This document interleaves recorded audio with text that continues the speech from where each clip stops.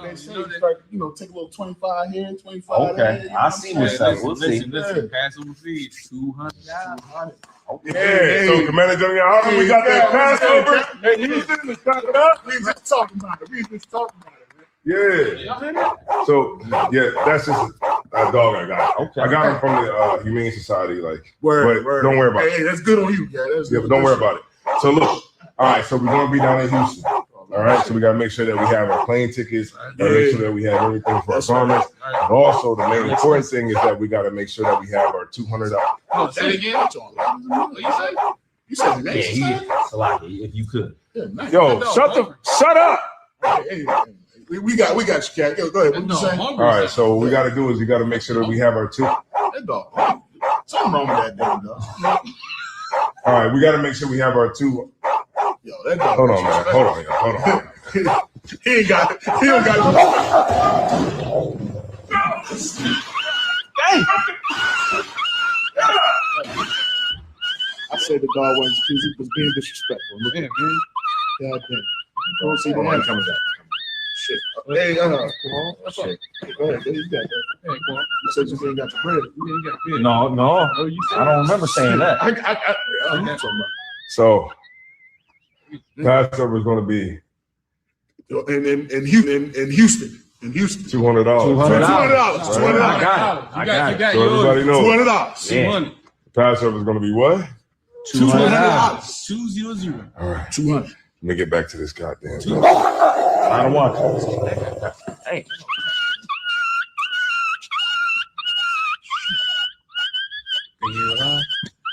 Damn shame, but they did to that dog. They say start, take a little 25 here, 25 there. Okay, I see what's up. We'll see. Listen, pass over feed, 200. Yeah.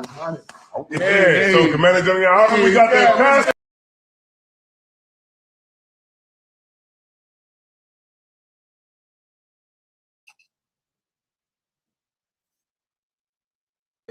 Your man has to be your excellent analogy when he said, your man has to be your family. When you have your kids, can't nobody say shit about your kids. Even if you know your kids is messed up, can't nobody tell you shit about your kids. You're going to be on your kid's side regardless. But when somebody says something about your man, you don't hold your man in that same family regard as you do your kids. Anybody, somebody at the job could say something and you'll go against your man. So when he said, ye shall not surely die, instead of her, you know what she was supposed to say? Yes, I am going to die because my man said I'm going to die. And if you got a problem with what he said, go talk to him. You shouldn't even entertain that shit. If you entertain what another man said over what your man said, you got to question your loyalty, because you know who's going to question your loyalty? Your man's going to question it. General Hyman gave an excellent analogy when he said, your man has to be your family. When you have your kids, can't nobody say shit about your kids. Even if you know your kids.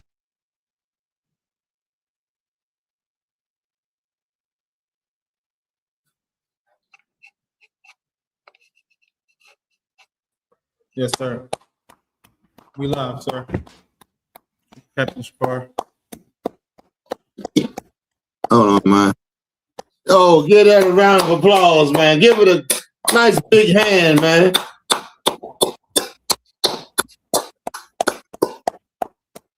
I enjoy that, man. That intro by the brothers in Delaware, the Delaware school, man. They always got me laughing, man. Also, Captain Zazar, y'all, the one and only, dropping jewels on your man and the disrespect he received from these women. That's true, man. That's absolutely true, because I saw a video. And I meant to save this video, Bob. We get so many videos. But I meant to save this one because it was a tribe. It was a sister, Latino sister. She was like, I wish I would cook for my man, or something to to that something like that. And I was thinking to myself, then who the hell was you cooking for on Thanksgiving? Right. You would, your man, you cooked that day and shut your damn mouth Thanksgiving when you was cooking. As a matter of fact, all the women got together and started cooking whatever, dish they wanted to cook.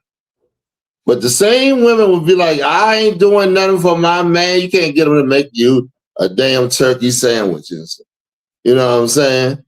But, that just goes to show you that when Cap was like, if you ain't doing it for your man, you honoring another man over your man gonna question that. Well, why we ain't questioning the white man?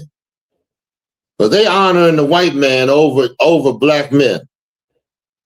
You see how many these women went out there and celebrated? Participated in celebrating the Thanksgiving. It's insane. It was insane, brother.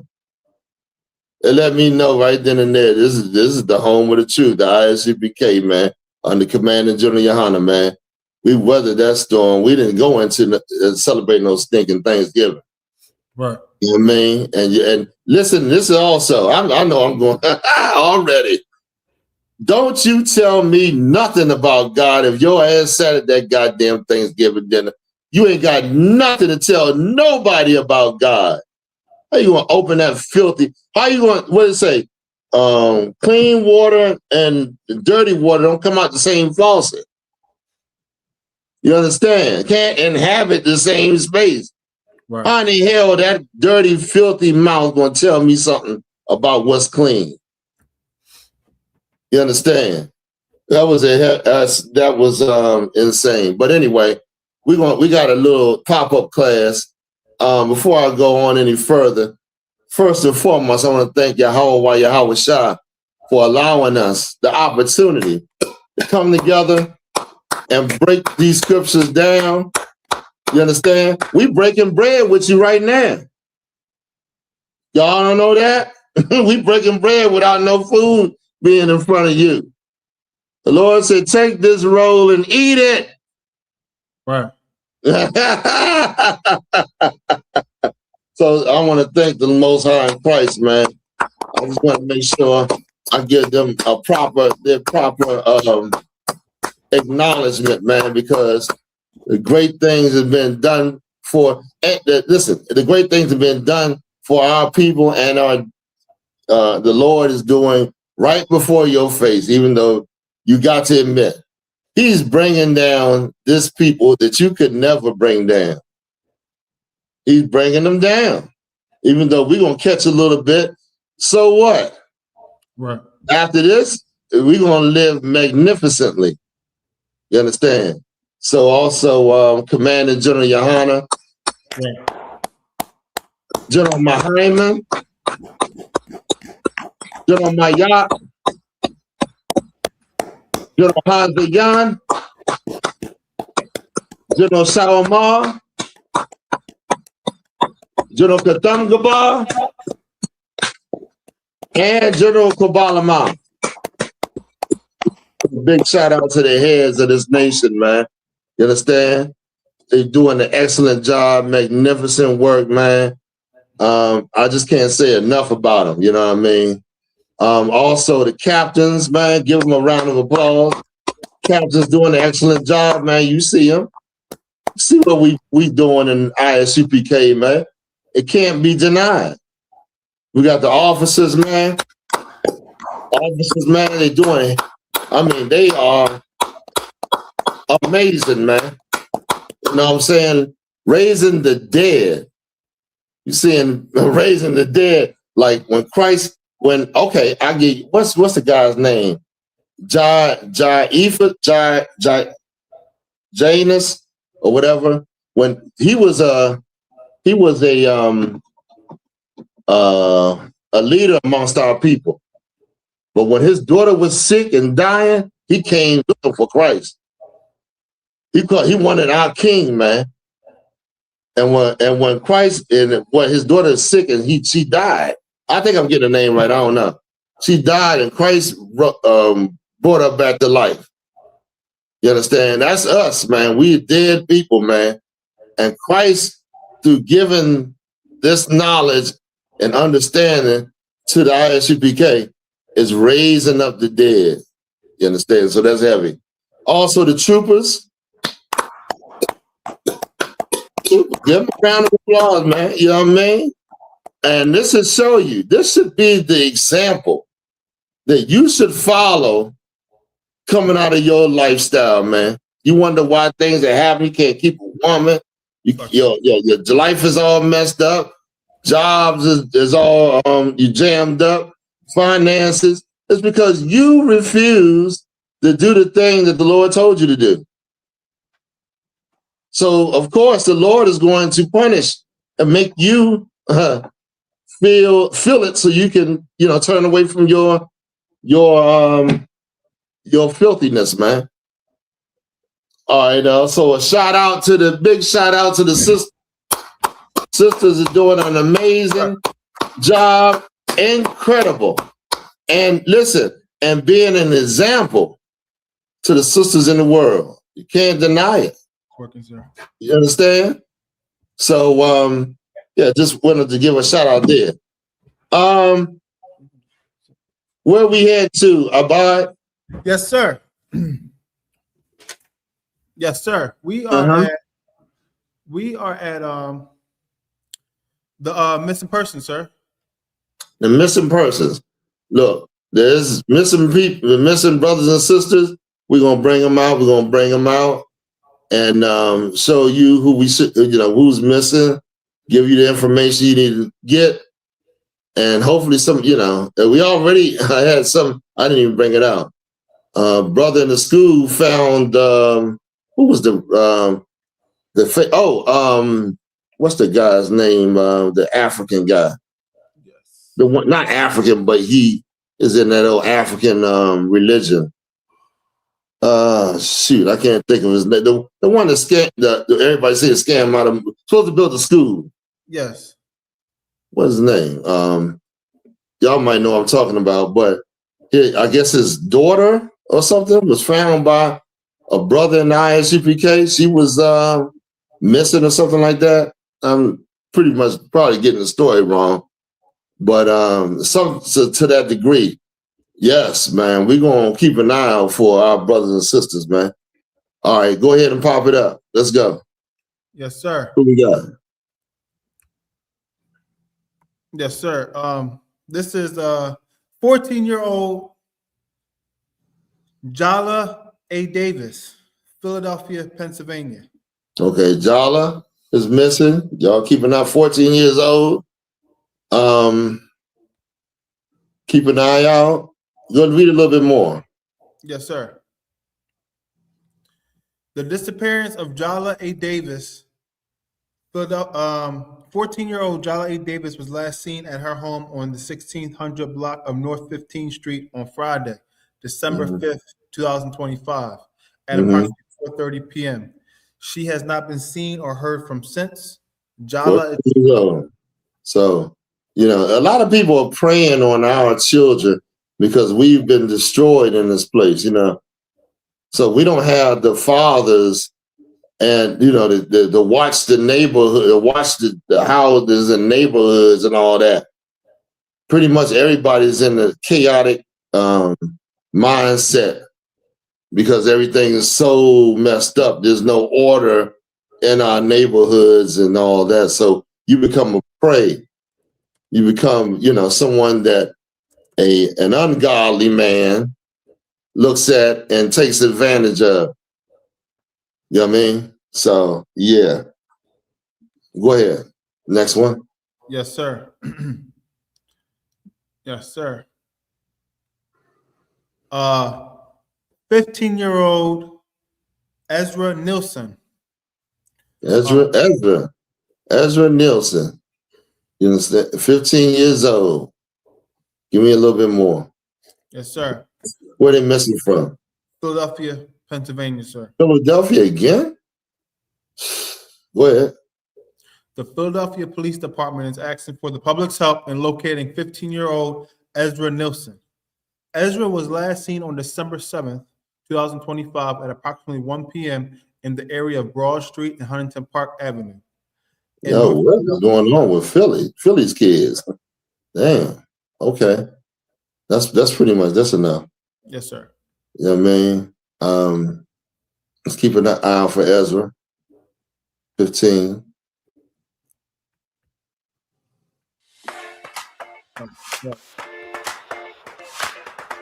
That's their commercial. They can't charge us for that.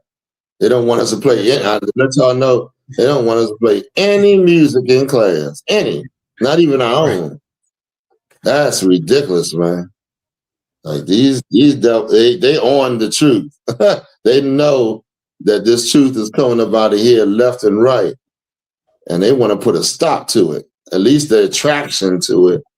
You understand? While they play all kind of music up in them churches. You know what I mean? His institutions they play some music. But it's all good. The Lord's going to handle this. All we gotta do is keep the faith. All right, let's go. Yes, sir. I really want to tell him I love him. 15-year-old Millwood High School student missing for over a week. Over a week. Wow. Where's that at? This is in New York. It's like let me see what part of New York. Brooklyn and Queens. Brooklyn and Queens? You mean where? I guess it's in the same area, like. Yes, sir. Okay, all right. Read a little bit more. Let's see what's going on for a week. Yes, sir. Jeff. The parents that said, "I really want to tell him I love him." You can imagine the minds of what he's been going through. Him or her, he's distraught over this happened to him or her. I don't know if it's a guy or a girl. Go ahead. Japhet's family says the last confirmed location for him was at 6 a.m. on Friday, November 28th. 6 a.m. He was seen leaving their home on their security cameras. Wow. What was he? What did he? 6 a.m. That's kind of early for. How old is he? 14? 15. 15. Okay. Go ahead. Yes, sir. Yes, sir. Scrolling down. Make sure I get it right. A family has spent over a week desperately going back and forth between Brooklyn and Queens looking for any sign of their missing 15-year-old son. Japhet Jamont, or Elijah as his friends call him, is a student at Midwood High School who has been missing from his home in the Rockaways. Yeah, New York. It's kind of impossible for nobody to have seen this something going on with this brother. So many people out there, somebody saw something. You understand? People just been taught to turn a blind eye. And that, by doing that, it encourages people that are wicked and ungodly to come in your neighborhood because they know you ain't gonna say nothing, you ain't gonna stand up to them about it. Any kind of bully or or somebody that's just trying to take advantage of you, you gonna have to stand the hell up, man. Right. You gonna have to defend what the hell ever it is that they trying to do. Because if you don't, expect more of that. Right. And that's what we got to do as a people, man. We're going to stand the hell up, or else this is going to happen like wildfire, man. You know what I mean? Right. Shout out to the brothers, that's diligent in this area, man, and diligent period. Right. So it's New York. Go ahead. More of the story, sir. We got the next missing person. Oh, we at the inventions now, sir. Okay, now we're going to the inventions, and I like to bring out the inventions so you can see just how much this bastard is stolen. Just how much he's stolen, and how rich they didn't got, how fat they didn't got off of your labor. You know what I mean? Go ahead. Yes, sir. Skyline has a secret, and it's written in the hands of the men they tried to forget. Meet the Skyboys, the black steelworkers who built modern Chicago while facing discrimination that would break most people. They worked hundreds of feet in the air, without the safety nets we have today, catching red-hot rivets, walking beams no wider than your hand. They did the most dangerous work for less pay than white workers, faced segregated unions that tried to keep them out, worked through Chicago's brutal winters and scorching summers. Every time you look at Chicago's skyline, you're looking at their work. The Willis Tower, the John Hancock Center, their fingerprints are literally in the steel. They built a city that often didn't want them, proved their excellence in the most dangerous workplace imaginable. So next time someone marvels at Chicago's architecture, remember the Skyboys, the black men who built heavenward while being treated like they belonged nowhere. Share this story. Chicago's skyline has a secret, and it's written in the hands of the men they tried to forget. Meet the Skyboys. Okay, so that's all right. When I heard about this, it was truly, I couldn't believe it. I've never heard of these brothers right here. They said they walked on beams no bigger than your hand. Right. Without a net. Right. I said, that's insane. That's crazy. I don't know how they would do, damn. You know what I mean? Right. I mean, amazing. Right. The things our people have done, man. And don't get no recognition, get talked about and discriminated against. And they discriminate against you just because you're better than them. That's why. They talk about you because they know you're better than them. That's why somebody would talk about you all the time, because they want to bring you down while bringing themselves up. Amazing, man. Amazing. You know what I mean? There should be a movie about these brothers right here. Right. Chicago, man. Shoot. Okay. What else we got? You want to say anything about that? Yeah, it's amazing, sir, what Israel can accomplish, especially. And what's even more amazing is that we were separate. We had our own, like we serve the Lord and use our talents for us. Like we won't have to rely on our person for anything. That's why they won't let you separate from them. They know that.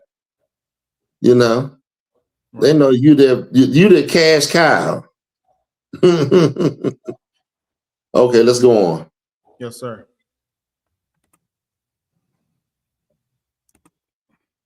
In 1973, Shirley Ann Jackson walked into Bell Labs as the first African-American woman with a physics PhD from MIT.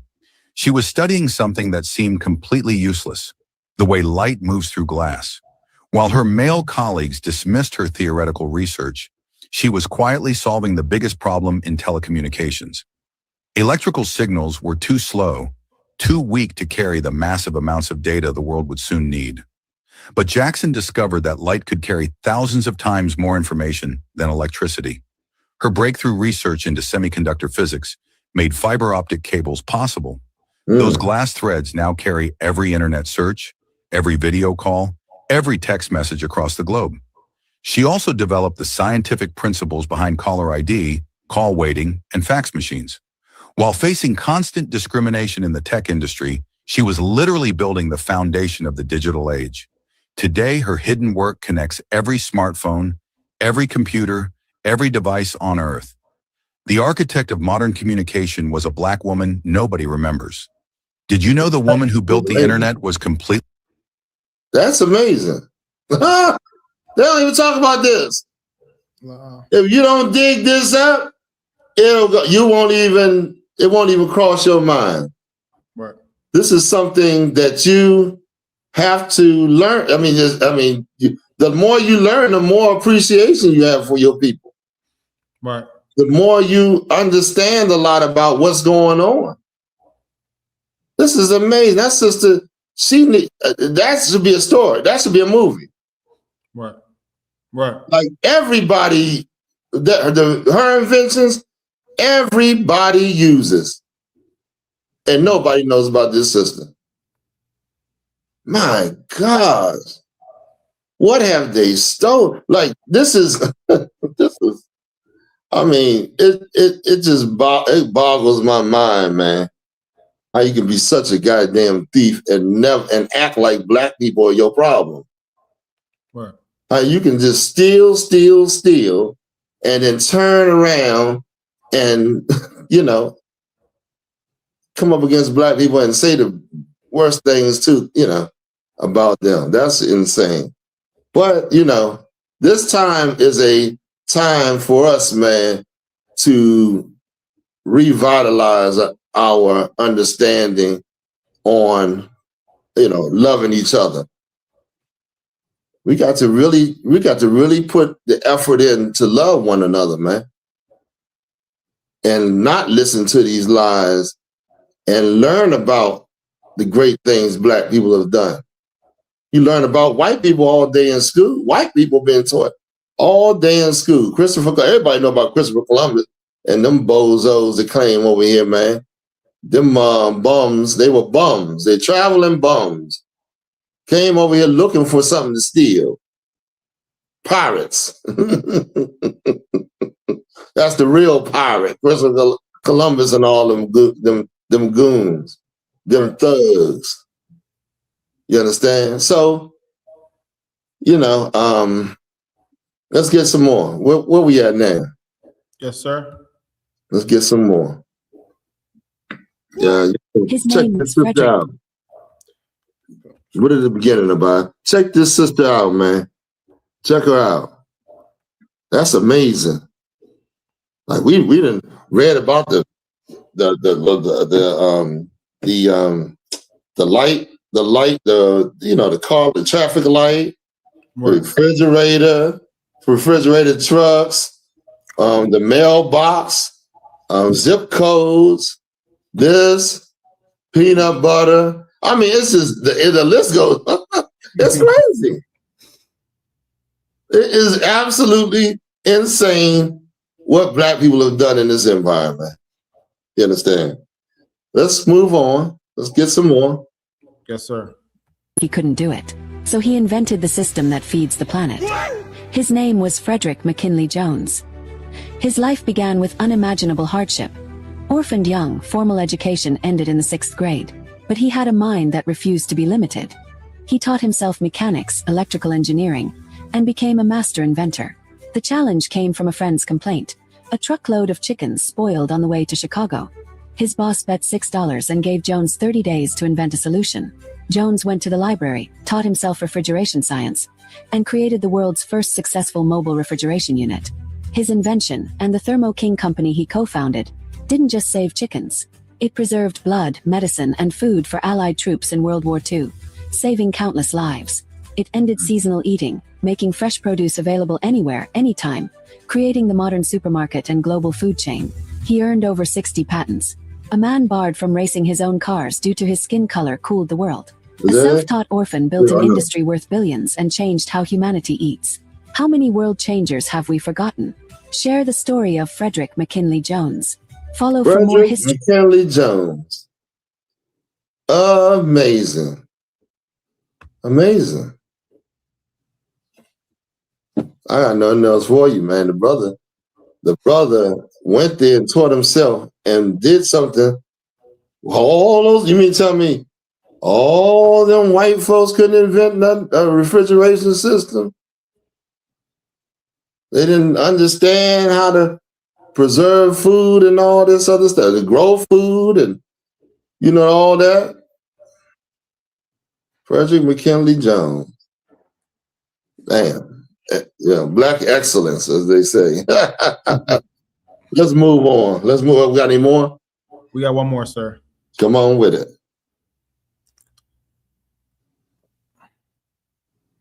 Yes, sir.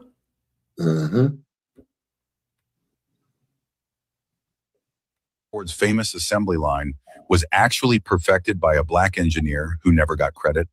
Richard Drew revolutionized automobile manufacturing at Ford Motor Company in the early 1900s. While Ford gets all the glory, Drew developed the precise mathematical formulas that made mass production possible. He analyzed every step of the manufacturing process, calculating optimal worker spacing and conveyor belt speeds. Drew created timing systems so efficient they reduced car production from 12 hours to just 90 minutes per vehicle. His workflow methods and industrial engineering principles became the backbone of Ford's dominance. But segregation policies meant Drew worked in shadows, denied recognition for his groundbreaking innovations. The mathematical precision he brought to manufacturing wasn't just about cars. His assembly line optimization techniques spread across every industry imaginable. From electronics to food production, his methods became the foundation of modern mass manufacturing worldwide. Charles Richard Drew, the hidden architect of industrial production, whose genius built the modern world. Did you know that Charles Drew had a few inventions out there? He invented quite a few things, you know what I mean? Yes, sir. You know what I'm saying? So Charles Drew, he was a genius, man. This brother was a genius. Yeah, let's go on to the topics. What's the first topic we have? Yes, sir. It was the abortion. I mean, not the it was the males, the black males should be aborted. Yeah. Okay, yeah. Let's put that out. Let's get that out. Now we're gonna go into pretty much the topic of this section of the class. Whores love Christmas. Whores love the white man. The Christmas is about white folks, white people. It's their pagan rituals that we are celebrating. But this also brings the whore out. The whores love this time of the year because they know they're gonna get gifts, and they know that they can serve the white man, and and be all giddy with him and all that stuff. Whores love this time of the year, man. And whores gonna be attacking black man. The black man is the height of to show your love for the white man. The height of attack that's going to go against black men is going to be astronomical. Just brace yourself for it, because it's coming against your own people. Because Esau knows his kingdom is coming to an end. Right. And so he's going to require those that want something from his kingdom, that want to join him for their betterment. He's going to require something out of you to show your love. Just like he does the entertainment business. They come out all the time how the men have to go and dress up like women, and who knows what's going behind the scenes. Right. You know what I mean? All kind of things going on behind it to prove that this is what they want. They want it so bad they give up their sexuality and all that mess. Anybody want to say anything? Is what's the name of the class? A war? Yes, sir. Okay. Oh, so anybody in the class want to say anything? Y'all can jump in anytime y'all want. Like, this is a disgusting time of the year. It shows rebellion against our king. You are unclean, unholy. It shows your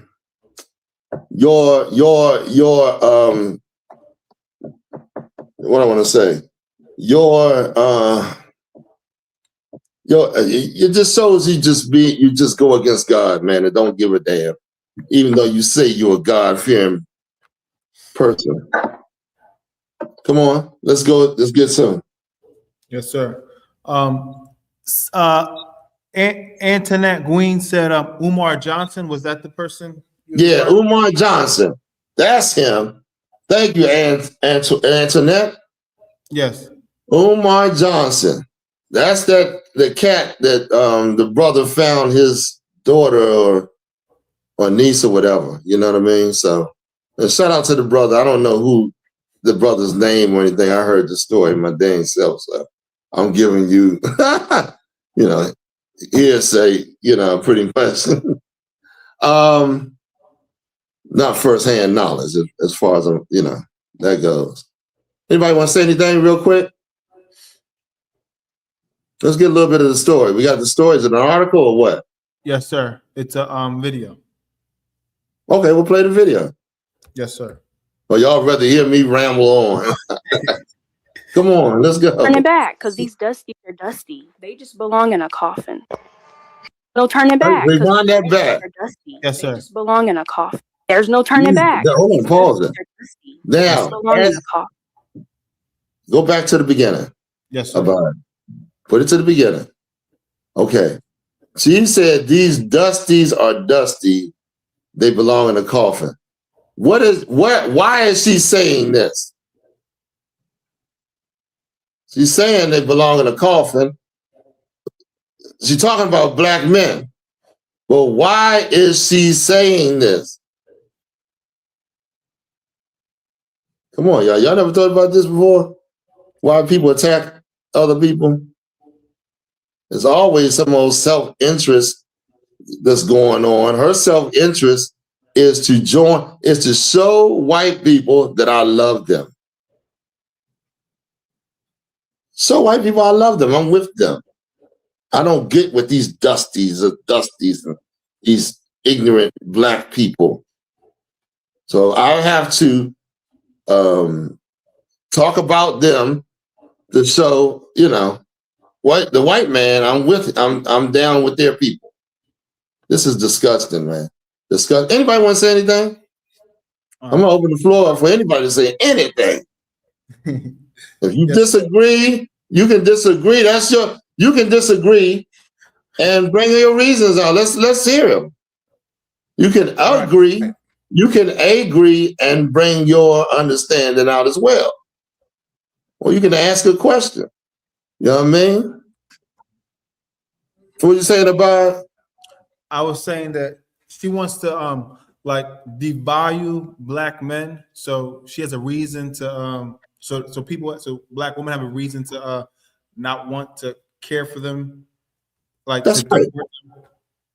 They have all over the internet these interracial girls sitting up with what we call it, the white man, their oppressor, and telling other black women that this is a better life.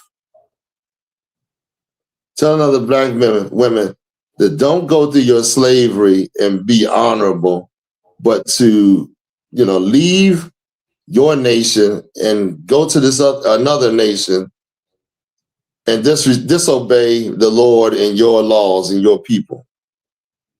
I don't give a damn how poor a black woman is. If she is down with her people, she is, you know, a treasure. Right. You know what I mean? Go ahead. Anything else? Anybody? Okay, well, let's move on. Yes, like Give me some more. if I could, sir. Uh-huh. Sir, if I could. Please. Yeah, what's so funny is, right, African women and other women, heathen women, is telling the black woman they don't know how good they have it. Because they said the most loving men are black men. Black men don't treat their women like the Hamites do. The Hamites, you know, don't let them do nothing. They force them to wear those ninja suits, right? You know, they lay their hands on them. I think in Africa, they practice something called dry sex, where these dirty Hamites take straw and stuff it inside of a woman's private area so she don't get what comes to her naturally by getting moist. Yeah, I heard they also cut off these women clit. I think the Ethiopians do that. Yeah, they cut off their woman clit.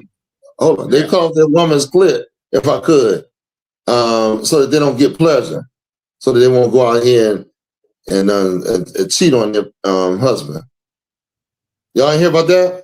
Yeah, Khan heard about that. Yeah. So, yeah. Go ahead, Award Salaki. Yeah, so you know they telling the black woman that, you know, when they look over here, they saying the black woman is free because the American black men or Israelite men don't treat their woman like that. You know, Mhm. we're suave and debonair, you know. Yeah. Yeah, I heard the Asians say that too.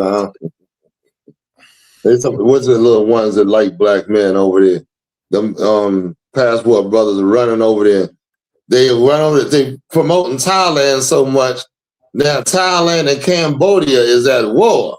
They stuck over in Thailand, and they warring with one another. You know what I mean? So, shoot. All right, let's go ahead. Anything else?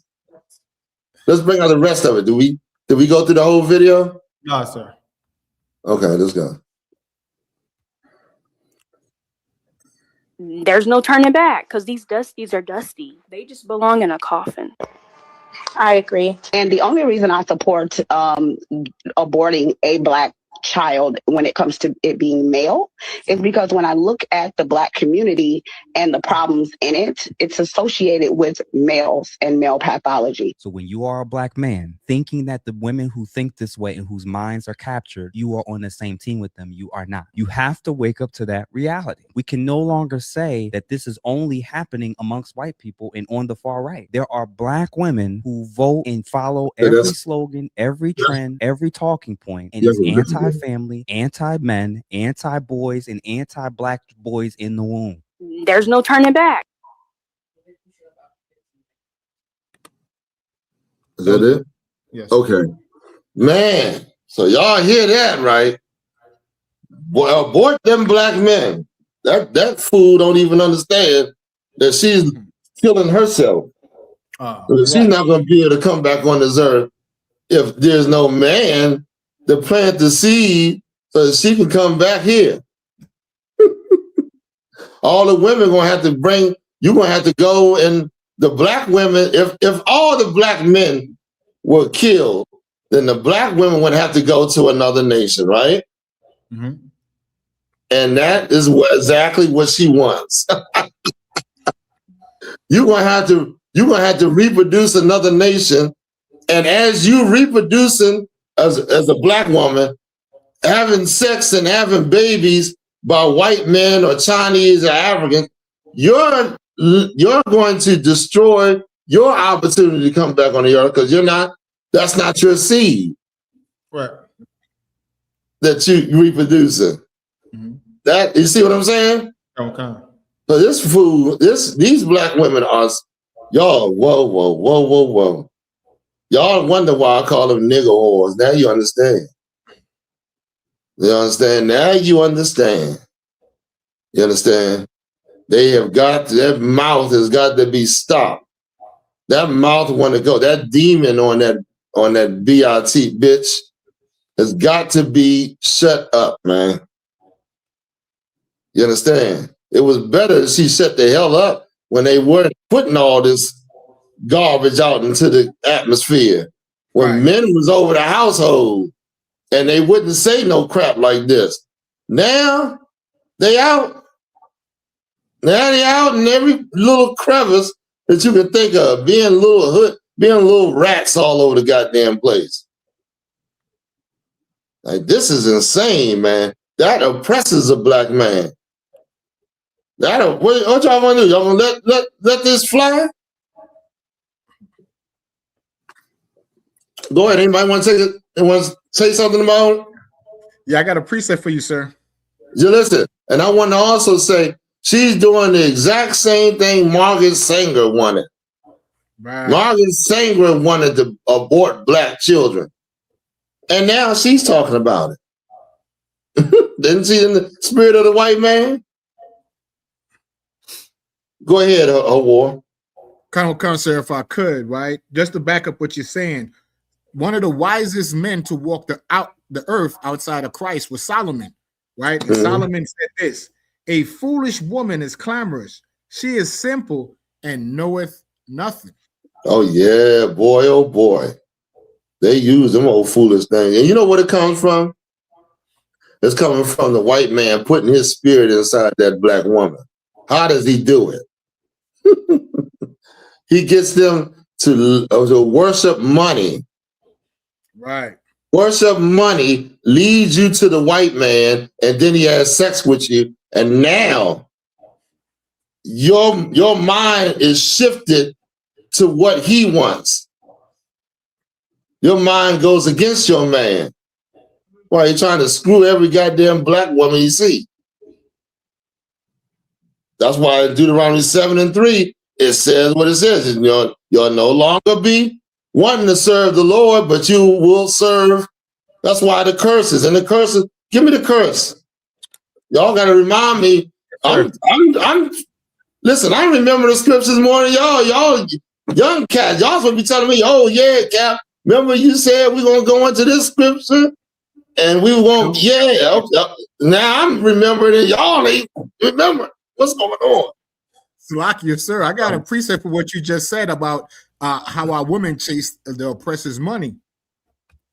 Yeah, please bring it out. Let's hear it. Proverbs 23:3.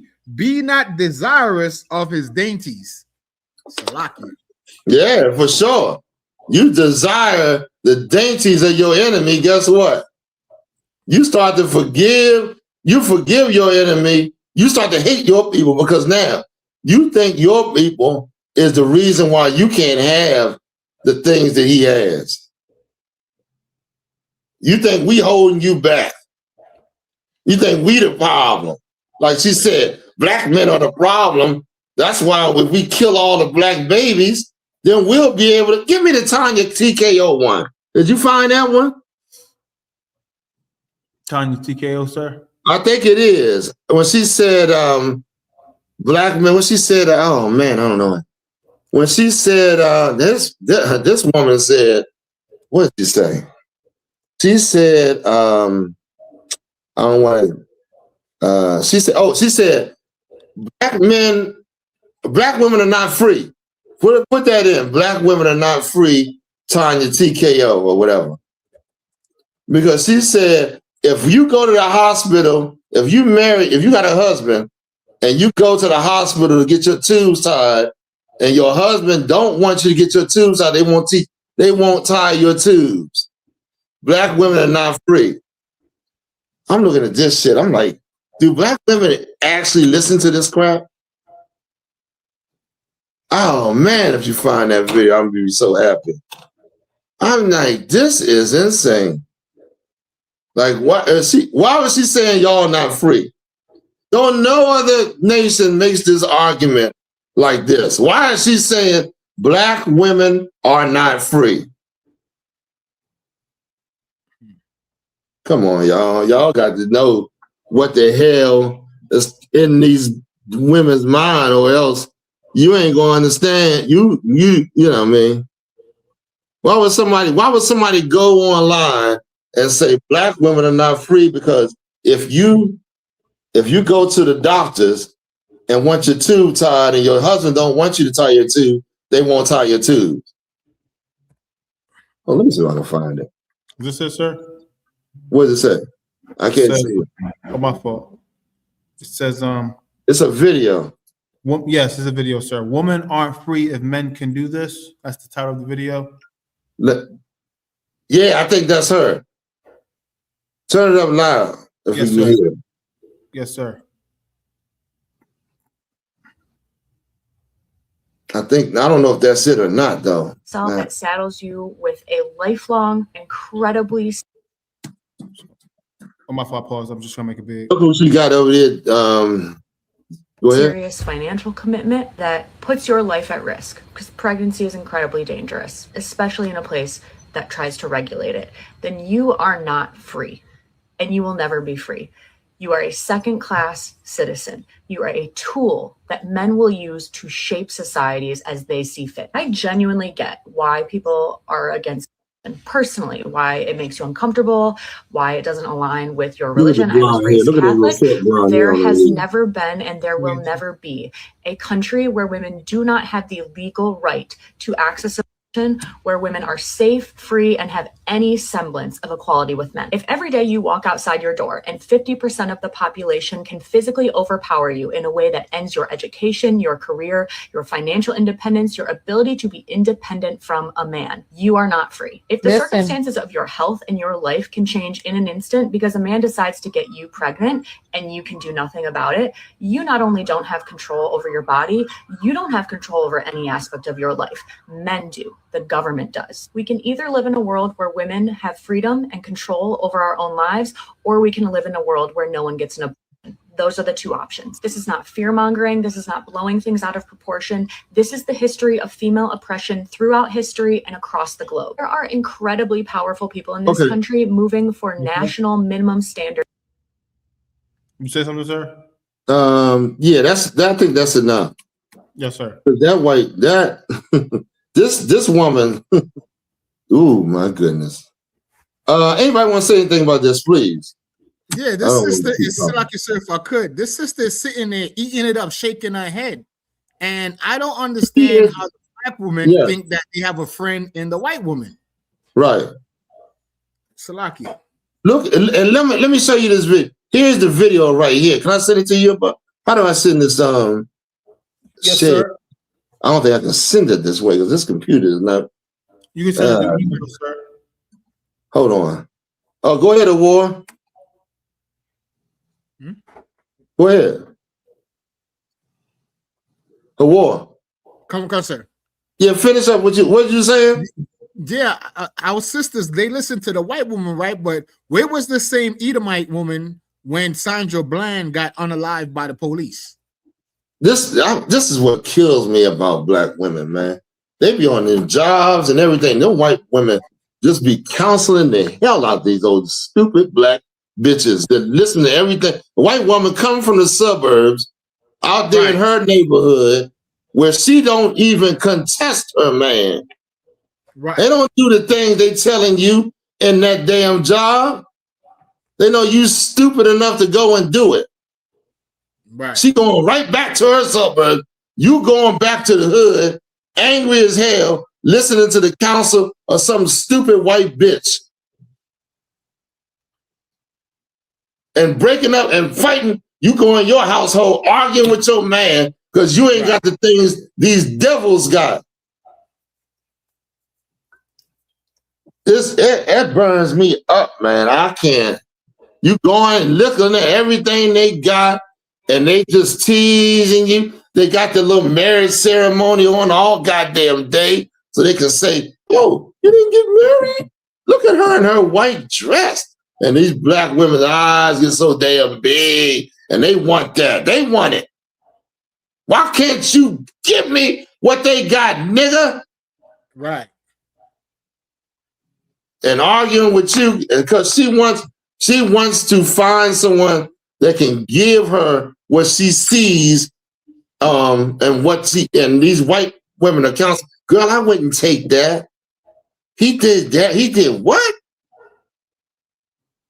Oh yeah, and you know, oh my God, and all the other things going on at the workplace. Oh my gosh, man. They should never. The worst thing you did, the black man, that we allowed was them taking these goddamn women out the house and putting them in them damn jobs. That's terrible, man. She's not equipped to handle that type of responsibility. Right. Think she's gonna be able to put her family together, go and work 10, 12 hours, and then have life flowing like it's supposed to flow? Hell no. You're the only one that can, that's why the Lord put you in charge. But when you got an evil oppressor manipulating you and your families, breaking up your families, knowing that, you know, these women are going to triding down his, back in his offices, doing God knows what, for God knows what. And you sitting at home thinking your woman is over there being faithful to you, ain't, doing, and coming home and working hard and all that. You're a goddamn fool, man. I'm gonna tell you straight up. You're a damn fool. You're a goddamn fool. They manipulated this, man. They been did this.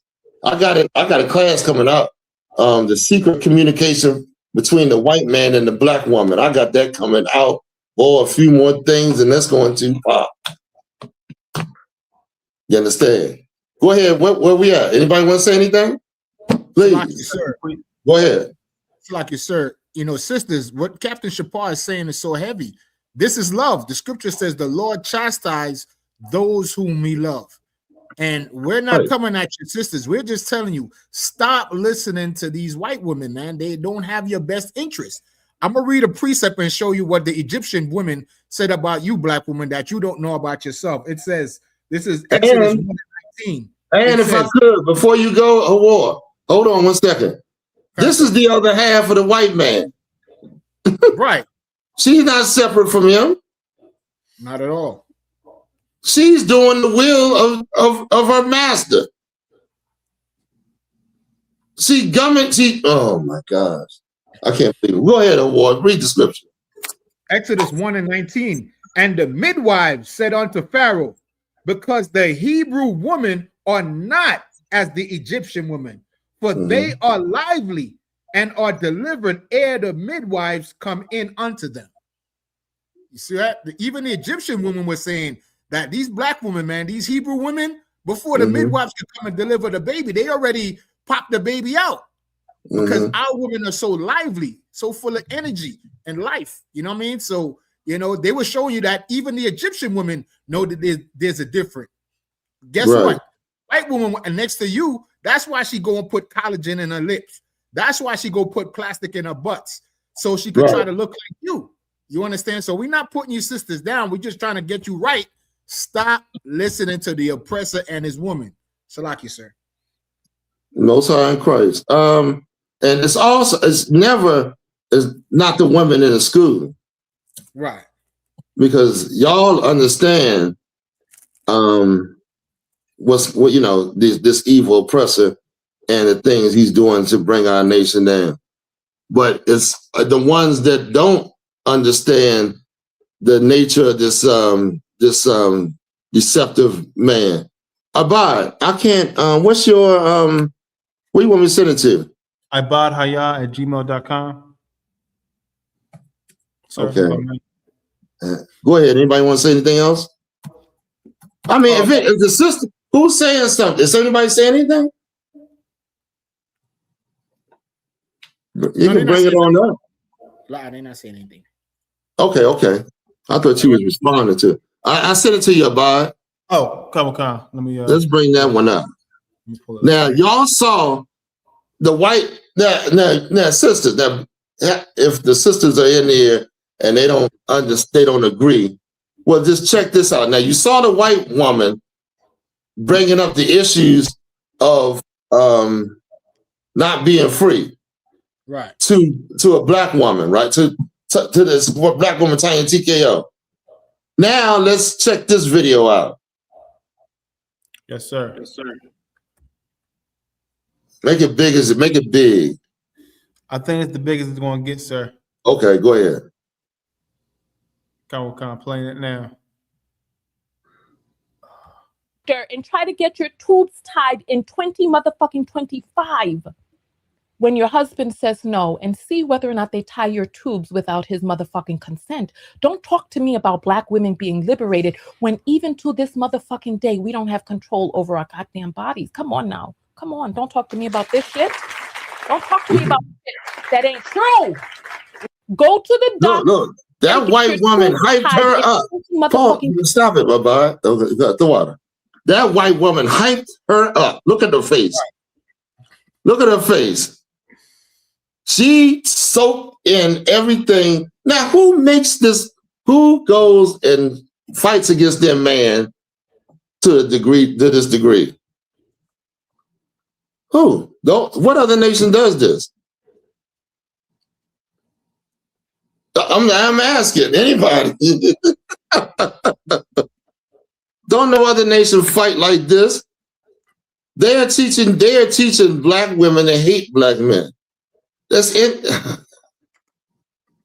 It's in the curses. Right. Okay. Isn't that what's going on? Okay. All right. Let's go ahead. Yes, sir. I got the precepts. Please. I'm gonna start with the curses one, sir. Deuteronomy 28 and 56. Mm-hmm. Okay. So Now, remember the title of the class is Whores Love Christmas. Whores love white people. Whores love their slave, their oppressor, and defends their cause. Now, that white woman she's the one that is going out here talking about liberation and all this, because there's a segment of white women because this is how Satan does. He wants to break the family up. Right. He has to have some white women that come out with the negativity and the hatred of black men so that it can funnel down to the rest of the people, the rest of the women, so they can take up her banner. You know what I mean? Like they really not, white people are just, they're playing the field on you to keep you separate. You can blot out their voices and listen to what the Lord says. Don't listen to white people, white women, and white men when they're talking about whatever garbage they're talking about. But if you can just blot it out and listen to the Lord, then you're going to have a great understanding on things happening in this earth. Go ahead, Bod. okay. This is the book of Deuteronomy 28 and verse 56. The tender and delicate woman among you, which would not have ventured to set the sole of her foot upon the ground. Used to be one time a black woman, she thought she was too tender to walk on the ground with her bare foot. That's what the Lord said. This type of woman, this type of woman is going to be up in your face, arguing, fighting you, trying to get your now this is the type of attitude she has. When there was a time but it was a time we was talking to each other, walking down the street. Now look at it. They'll walk right by you, won't say nothing, like you're a stranger. Because that's the type of atmosphere we living under. Go ahead. For delicateness and tenderness, her eyes shall be evil toward the husband of her bosom. Who is that? It ain't just talking about your little husband either. It's talking about the men that you come from. Right. We the men of your bosom, meaning we the ones that's close together. Right. We the ones that belong to the same nation. That's what she's displaying on there. You mean to tell me black women are free when they got to go and ask one? Yeah, you should ask your husband for advice on what you should do. On what, and he should be the one that, if you don't, what does that mean? What's the flip side of not asking your husband?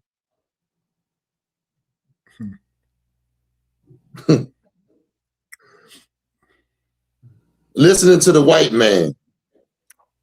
Baby, we should talk about, let's talk about, me being pregnant and all that. No, I don't want to talk about you being pregnant. Here's a white man. Man, that baby holding you back. That baby gonna hold you back. You know you got things you gotta accomplish in life. You don't want to be stuck with no baby. You understand? Your money gonna go to that baby. Now that baby when you should have the money to do your nails and put your give you some good fine clothes and all that to make you look pretty. It's gonna make you be selfish, man. You're gonna be selfish, and ain't nobody gonna be able to deal with you, and just be miserable. Go ahead. And toward her son, and toward her daughter. She said, abort your boy. Her eyes evil towards that black child. Why? Because of white people. Y'all ain't evil towards it because of black people. They are ruling and pushing their propaganda to you, and you sucking it up. Go ahead, any more? Verse 57. And toward her young one that cometh out from between her feet, and toward her children which she shall bear. For she shall eat them for want of all things secretly in the siege and straitness. That's what they're doing. We're in siege. We're the people in bondage. And a lot of times, I'm not saying that, I'm not getting on all women now. There's some good black women out there, for sure. There's some women that'll check the hell out of these bad women and tell them you wrong. That does exist, and we appreciate the hell out of you. Right. We appreciate the hell out of a good black woman, I tell you. But, we also have to do our job in chastising these evil ones. You understand? Right. You understand? So that it won't be thought that anyone, because it might come across the good ones. The good ones might start to have a change of mind and join the evil. You understand? Go ahead. Anything else? Yes, sir. Mm-hmm. Wherewith the enemy shall distress thee in thy gates. And the enemy is distressing us. That's why we are you're aborting your kids and being evil towards one another, because the enemy is distressing you in your gates. Your enemy. I told you the white man is the reason why you're doing these things. What them curses talking about? The man is above you will make you fight each other. They did this to Native American Indians. Remember, we went into how they used to sneak and steal. What was they call it? At night, and then they would blame it on another tribe did it, and then they would sell them guns, and then have them fight each other. Then backhandedly going over here, doing something and selling and getting them guns and having them fight one another. Come on, man. They're doing the same thing to us. All these diseases coming up out here, the Lord is allowing them to do these things, man, in the black neighborhood, because we being wicked. Go ahead, Awar. So like you said, I got a question. When it says in thy gates, does that mean by letting a white man in our houses? Oh, you better not let no white. I would never let no white man in my house. When it says in thy gates. I would never, ever, ever, ever let no white man in this house. You better get the because that, you know what I'm saying? Like, what was you saying? What was the last second part? Within your gates, meaning where you're in your land or whatever, within your people. Go ahead. Go ahead. That's it. That was it, sir. Okay. Yeah. Because in our gates, your gates is to keep you safe. You know what I mean? Your king. Well, talk about the king and all these people that would go into captivity, because we let these people not like the. I hate to say it, but Native Americans let them within their gates, try to be friendly with them or whatever, and look what happened. You know what I mean? And we do the same thing. You know what I'm saying? Go ahead. Let's go. Yes, sir. The next one is yes, sir. Give me the Cardi B one. What is the Cardi B? That's this one. That's this one right here, sir. Okay, well, just do that one. Let's set it up for war, because you know a little bit more about it than me. Right. Cardi B is a female rapper from New York City, right? And she's married to another famous rapper, Offset. So Offset, her husband, and the father of her previous child, is arguing with her current boyfriend, the father of her current child. Isn't that something? This woman, she left Offset because he was cheating, right? Cheating on her. And got with this other guy, and guess what he's doing?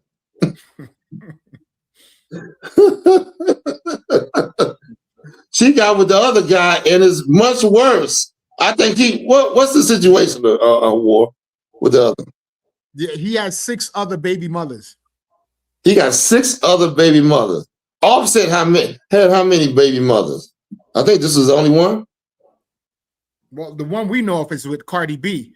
But Right. the guy she left him for, he has 6 baby mothers and another woman currently pregnant for him, sir.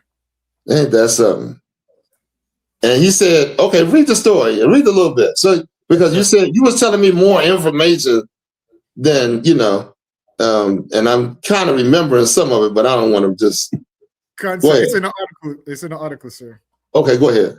You want me to Yes, read sir. off the side by it? Okay. I got it if you want me to. Offset goes off on IG Live, accusing Stefan Diggs of getting Cardi B pregnant before their divorce was even finalized, calling it pure disrespect.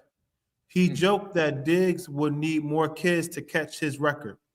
Diggs fired back saying he doesn't keep score with kids and that he's Hold on 1 second. How would he say he need more kids to catch up with his record? I don't understand that. He got more kids? I guess that's what you're saying, sir. Okay. I don't know. I don't even get. This is too tedious for me to get involved. I mean, it's just like, this. Go ahead. He didn't think that was going to be a faithful wife, did he? He wouldn't see a hooker? Wouldn't see a stripper or something like that? Who, Cardi B? Yeah. Come, sir. Yeah, she was a stripper. So that stripper been with multiple men before him, right? She was just waiting to get with other men. She was using, after a while, the thing that you go back to.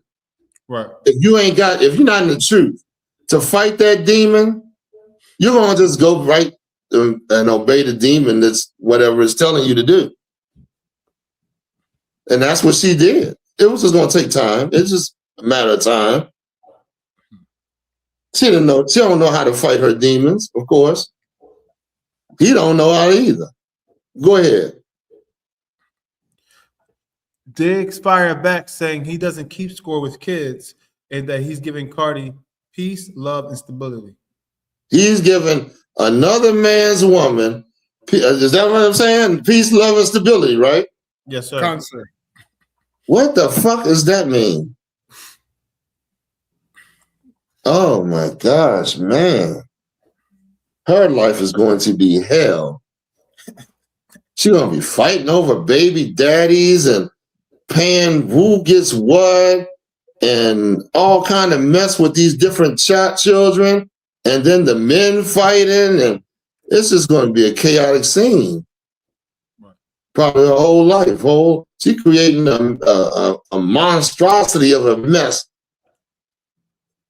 for herself. Come on, anybody want to say anything? Y'all can jump right on in, or we can just keep on going. We got some scripture, sir. All right, did we get the gist of the story? Let's get some more of the story. If I could, sir, I have the rest of it oversight, but if I could. Yes. It says, Stefan Diggs has several children with different women, including his daughter, right? With Tyler Marie, daughter with Eileen Lepera, and a son with Cardi B. Recent reports indicate he also has babies with women named Kay Benji and potentially others. Salaki. Damn, boy. That man, knew that Offset was married to the woman and still slept with that woman. God damn, boy. Brother like him, a brother like him would have been put to death a long time ago when he first did that shit. then you wouldn't have to worry about him keep on doing that. That's in him, man. That's in him to sleep with another man's woman. You know, he don't give a damn. You know what I mean? Go ahead. Anybody want to say anything? Come on now. I'm not the only one that's going to be talking up here. I want to hear y'all mindset too. Come on. Colonel Concert and Salakia. And in situations like this, while as a nation, we find ourselves in the condition we're in. Because we're sinning against our God, you know, we're on the bottom of society. And that's right. We have to deal with generational curses. That's right. You know, when because David slept with what's the name? Uriah's wife, his life went to hell. Y'all see what happened to David. David, I always tell you, David, one of his sons made David ran out of the castle barefoot, not the castle, but his home barefoot and crying. Ran out of there. You understand? All the things that he went through because he slept with another man's woman. And the Lord pronounced these judgments on him. Now, we're doing the same damn thing. Doing the same damn thing. And think nothing's going to happen to us because we desire a woman that belongs to you. Are out your damn mind. The Lord's going to take up this, man. We're going to put you in the dirt. You want to be, if the man himself don't kill you, if the Lord don't, you know, come on, man. This is insane. You know what I mean? They was gonna put that woman they caught in adultery to death. To get that evil from amongst us. Because that thing, once you do it, there's no stopping it. Once you do it, there's no you want it more. And you ever hear of women that only want men that have wives? Women more attracted to men that have wives? Concept. I mean, that's cool. I mean, that's I understand part of it, but another part of it is in this society, in their mind, not in yours, because you know a man can have more than one woman. And so a woman that desires a man that has a wife, she's really don't understand. In her mind, she's doing something sneaky and being, underhanded to that woman. Right. You know what I'm saying? It's a different. Go ahead. You gonna say something? Yes, sir. It's the spirit of the action, sir. It's not like the lawfulness of it. It's the spirit behind the action, sir. Salaki. Exactly. That's exactly what I'm trying to say. You understand? So let's stop this mess, man. We gotta stop. We gotta grow up. Is there gonna be a time in your life where you gotta say, I gotta grow up. This is child stuff. Right. You know what I mean? I keep doing the same thing. I keep sleeping with men and throwing them away. I keep doing this and I never, ever grow up to realize the beauty in life, the understanding, and gaining the wisdom that I need to gain. Go ahead. Let's go. Let's go to the next one. Oh, did we finish reading it? For war? Colonel Custer, that was it on that. You read the? Okay. All right, so Offset and Cardi B, boy, and this new man, she is no longer Offset's woman, of course. She is no longer his woman.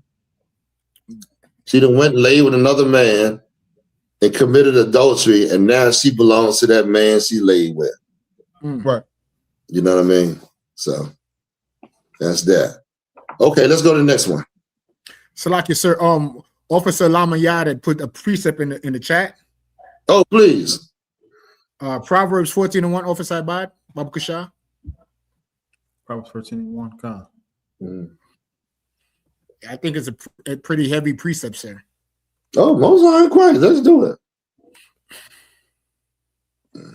Officer Lamaya is a pretty heavy cat. You know? All right. Sir. Got it on the screen. 1 second. Okay. Oh, Shalom. Yamsukata to Officer Lamaya, of course. It says, Proverbs 14:1. Every wise woman buildeth her house. This is wisdom. Foolish, a woman is wise that builds her house. She's not trying to be involved in all these different things, these different turmoils and arguments and all that. Instead, she builds her house and she's somebody that her husband can be confidently rely on. Go ahead. But the foolish plucketh it down with her hands. The foolish, one that don't have no understanding. She destroys her house. She never has any peace. She ain't got no peace because she's wicked. She don't want to do what the Lord says. She don't want to, trust her husband. Be a wife to her husband. Right. You understand? Like this other woman. Oh, you think I should go? You think I need my what? My husband's permission to tie my tubes? What? Why? If your husband don't, what? You plan on running out there and having sex with your tubes untied or something? Oh, I mean, you got to tie your tubes so you can run out there and go have sex with whoever you want. In other words, she's saying, you think she shouldn't have to ask her husband to tie her tubes. Right. She should just be able to do it because she don't feel free. Welcome to life. That's like me saying, I don't feel free, Lord. I should be able to eat pork. I should be able to go and eat what I want. I'm in bondage. That's a ridiculous argument. You know what I mean? It's crazy. Go ahead, War. No. Oh, yeah, I thought you had your hand up. Oh, Salah. Okay, let's go on. Yes, sir. We have some more precepts that you call for, sir, if you want it. Yeah, please. This is the book of Matthew, chapter 24 and verse 12. And because iniquity shall abound, the love of many shall wax cold. Is it bound or abound? Because the iniquity shall abound, the love of many shall wax cold. The love of many shall wax cold because of sin. Right. Sin is more and more sin, and you starting to hate one another. There's so much sin in the earth. Homosexuals and people selling drugs and marrying outside of your race and what else? And liars and people that hate one another, hatred. So much sin in this earth. Go ahead. Verse 12, verse 13. But he that shall endure unto the end, the same shall be saved. That's what you got to endure. I mean, you're going to have to endure these times. That should cut a Christian talking about something they saved already. No. You might not endure. And if you don't endure, then you're not going to be saved. Right. You know what I mean? And of course, if you sit up in that Christian church, you ain't enduring nothing. You doing what the hell you want to do all the time and ain't sacrificing nothing. Not even the holiday. You ain't sacrificing none of that goddamn pork, none of them holidays, none of that none of anything that you want to do, you doing. Go ahead. Let's go on. Yes, sir. Yes, sir. The next one is Christmas is canceled, sir. Okay, we finished the precepts on that one. There was only one. There's 2 more precepts, but I don't know if you still want them. Yeah. I thought we sort of mix them up. Which ones you have? I have Amos 7 and 17. That's a good one. Go ahead. And, Deuteronomy 23 and 17. Not to cause your woman, your daughter to be a whore. Okay, let's go to the next topic. Yes, sir. Christmas is canceled. Come on. We're gonna start from the beginning and play. Nice and loud. Play music. Now, this is the second part of. Now we went to the whores. Now we're going into Christmas. Whores love Christmas. Playing it now, sir. Some of y'all have lost the plot, and it shows. When Harriet Tubman said she could have saved so many more if they only knew they were enslaved, this has got to be what she was talking about. We are not canceling Christmas because we can't afford to take care of the children that we created. We are canceling Christmas so the powers at be can learn very quickly that we cannot be played with. You understand that when you go out Black Friday shopping, Christmas shopping, you are putting your hard-earned dollars, really your underpaid hard-earned dollars, into the pockets of Fortune 500 companies that are worth billions and trillions of dollars. Then they take that money and they fund the campaigns of all of the politicians that have been playing in our faces for the year 2025. Healthcare, income, taxes, your SNAP benefits, whatever it is that does affect you, the politicians that are sitting in positions of power right now have been bought. And they have been bought by the companies that you are about to go spend money with. So if we take away our dollar, they will feel it and understand, wait a minute, we can't keep doing these people like that. They're going to call the politicians that they put in power and say, hey, stop with the shit. We're losing money. And either the politicians are going to make some stuff happen, or they're going to lose the funding from these Fortune 500 companies that are becoming wealthy from our hard-earned, underpaid dollars. That's why we're canceling Christmas. Some of y'all. Yeah, but I agree with her. That's a smart sister. That's right. That's a smart sister, but first and foremost, we canceling Christmas because God said to do it. That's right. God said Christmas he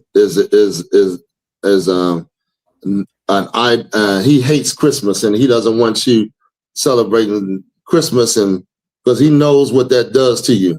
He knows what kind of person you would be if you did celebrate Christmas. Right. What kind of person would you be? Because iniquity shall abound. Because the hatred of many, I'm paraphrasing. Y'all know we just read the scripture. In other words, you be an idol worshiper. You will worship things that are not God, and in doing so, the people that are represented, you would love them and hate your own. Hatred comes hand in hand with your worship. Hatred goes hand in hand with your worship. Whatever thing you worship in, you're gonna love that thing because and you're going to hate that thing. You're going to side with whoever it is, among whatever it is they hate. Right. In other words, put it in short words. Go ahead, Abad. Yes, sir. Next is. No, is anybody? They have any questions or anything like that? Any questions online? And we're just coming down with a real quick breakdown, man. We're not going to keep y'all too long. Go ahead, Abad. Yes, sir. The next one is the Saint Nicholas article. Okay, let's do the article. You ready for it? Yes, sir. All right, let's pull it up. Yes, sir. You got the Black Peter, and the black Saint Nick. We need the black Saint Nick. Here's another image. Here's another person's image that they stole. They know Santa Claus was a black saint. The original Saint Nick was a black man. The original Saint Nick was a black man. They stole, who used to visit the orphans and bring presents and all that stuff. They stole his image and used it, put a white face on it. Just like they did Christ, they did this man the same way. Let's go into it. Yeah, there you go. Let's go into it a little bit. Yes, sir. How St. Nicholas became Santa Claus. Come on.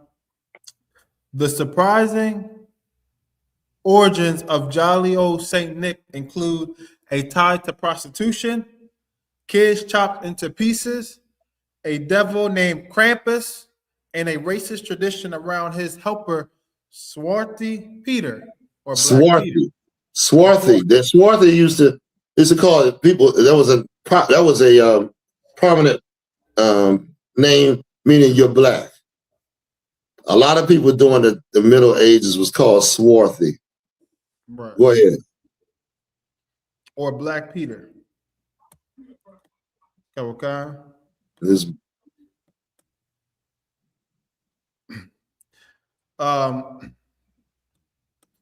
He hangs out with a devil, so be good for goodness sake. Saint Nicholas was occasionally portrayed in medieval iconography, taming a chained devil, who would later become the cloven, hoofed, half-goat, half-demon Krampus. Krampus. Go ahead. Children who have behaved get gifts from Saint Nicholas. Those who have suffered a terrible fate, they got beaten with a birch switch by Krampus and are packed away in his bag to be taken to hell. Saint Nicholas' helper wasn't an elf. It was a slave. In Holland, Sinister Claus doesn't have elves helping him deliver gifts. He has the arguably racist companion, Swarthy Peter, Black Peter. To this day, parade participants don blackface, red lips, nappy wigs, and colorful period attire. See that white people are dressed up as if they were black people. White people tried to portray this Christmas. They knew it was black. And so then they stole it, but they're dressing up as black right here. Right. They're dressing up as the people that represent Christmas, or in their what they believe. But then they mixed it up with this pagan garbage and all this. What you say it again? No, you good, sir. Sorry, that was just. I was. You know what I mean? Go ahead, say it. I was setting up the video for the next. It was just a video. Okay. Yeah, and so this is the thing that we're worshiping now. They said how Santa, his name from Sinister to Santa. Yes. Did you read that already or not? Yes, sir. Sinister Claus. Right. Read that again. Yes, sir. Come. And also, the sister brought out a very interesting topic. This is the end of the fiscal year. You're in December. Right. I'm gonna ask you a question. How do you make the poor poor and the rich richer? How do you make the poor poorer and the rich richer? Give them a holiday. That's right. Get them a holiday. They'll spend their money and we'll become rich and decadent and, you know, more. We'll have more power to oppress the poor. So, and oppressing the poor, they'll give us more money to make us rich. That's how you make the poor poor and the rich richer. You know what I mean? You're going to have to, this Christmas, you're going to have to not celebrate it. You're going to have to not worship white people for one of the, it's feel funny not to worship the white man, don't it? Mm. You love Santa, all white. You got Mary all white, Jesus all white, the angels all white. What else? The helpers all white. Who else? Oh, Rudolph might not be white. He might. I'll give. Rudolph might have some color. He's a reindeer. But God damn, man, you got the cross all white. What else they got? Name something else that they worship. I mean, can't you see what's going on? There's none of you in the picture. Right. Look, we was talking about, what was we talking about, War? Oh, how you go and bring, I used to always bring this out. How you go and put the damn snacks up on the what's the name for Santa? Right. Make little cookies and put them up on top of the shelf for Santa to get. And then they would eat, your parents would eat the goddamn cookies. And then you were like, Santa's real. He ate the cookies. He ate the cookies. Well, don't you know, idiot, every idol is being treated the same way. We was talking about Bill and the Dragon. Colonel Concert. Where they would come in and eat the damn food to prove to the king that their God lives, is alive. Meanwhile, they was the one eating. I think that was started. It's been a minute since I read it. Colonel Concert, that's it. Yeah, and I said, listen, I go in the Chinese. I used to go in the Chinese store. I don't go in no Chinese store no more. But they would have their idol, and then they would have a plate of food sitting in front of their idol, like the idol going to eat the food that they would sit. Y'all never saw that before? Colonel Concert, I see. Everybody saw that little stinking cat with his hand up. That's a slot machine cat.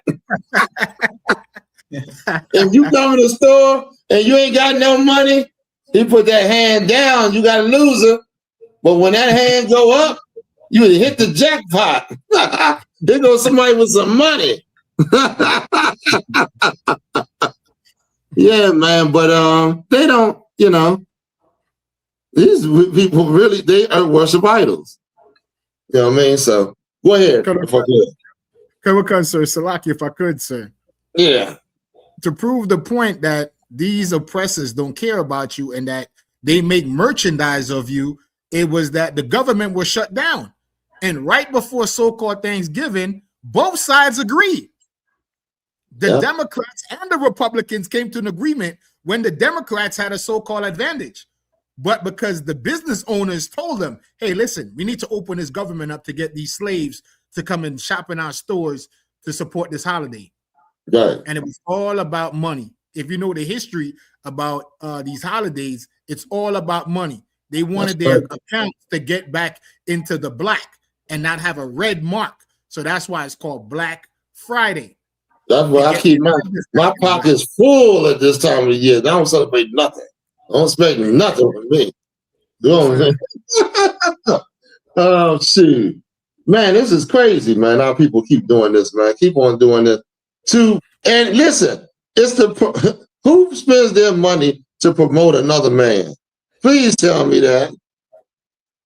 You promoting another man to your family, and you spending your hard-earned money to make sure the man you promote has a good time.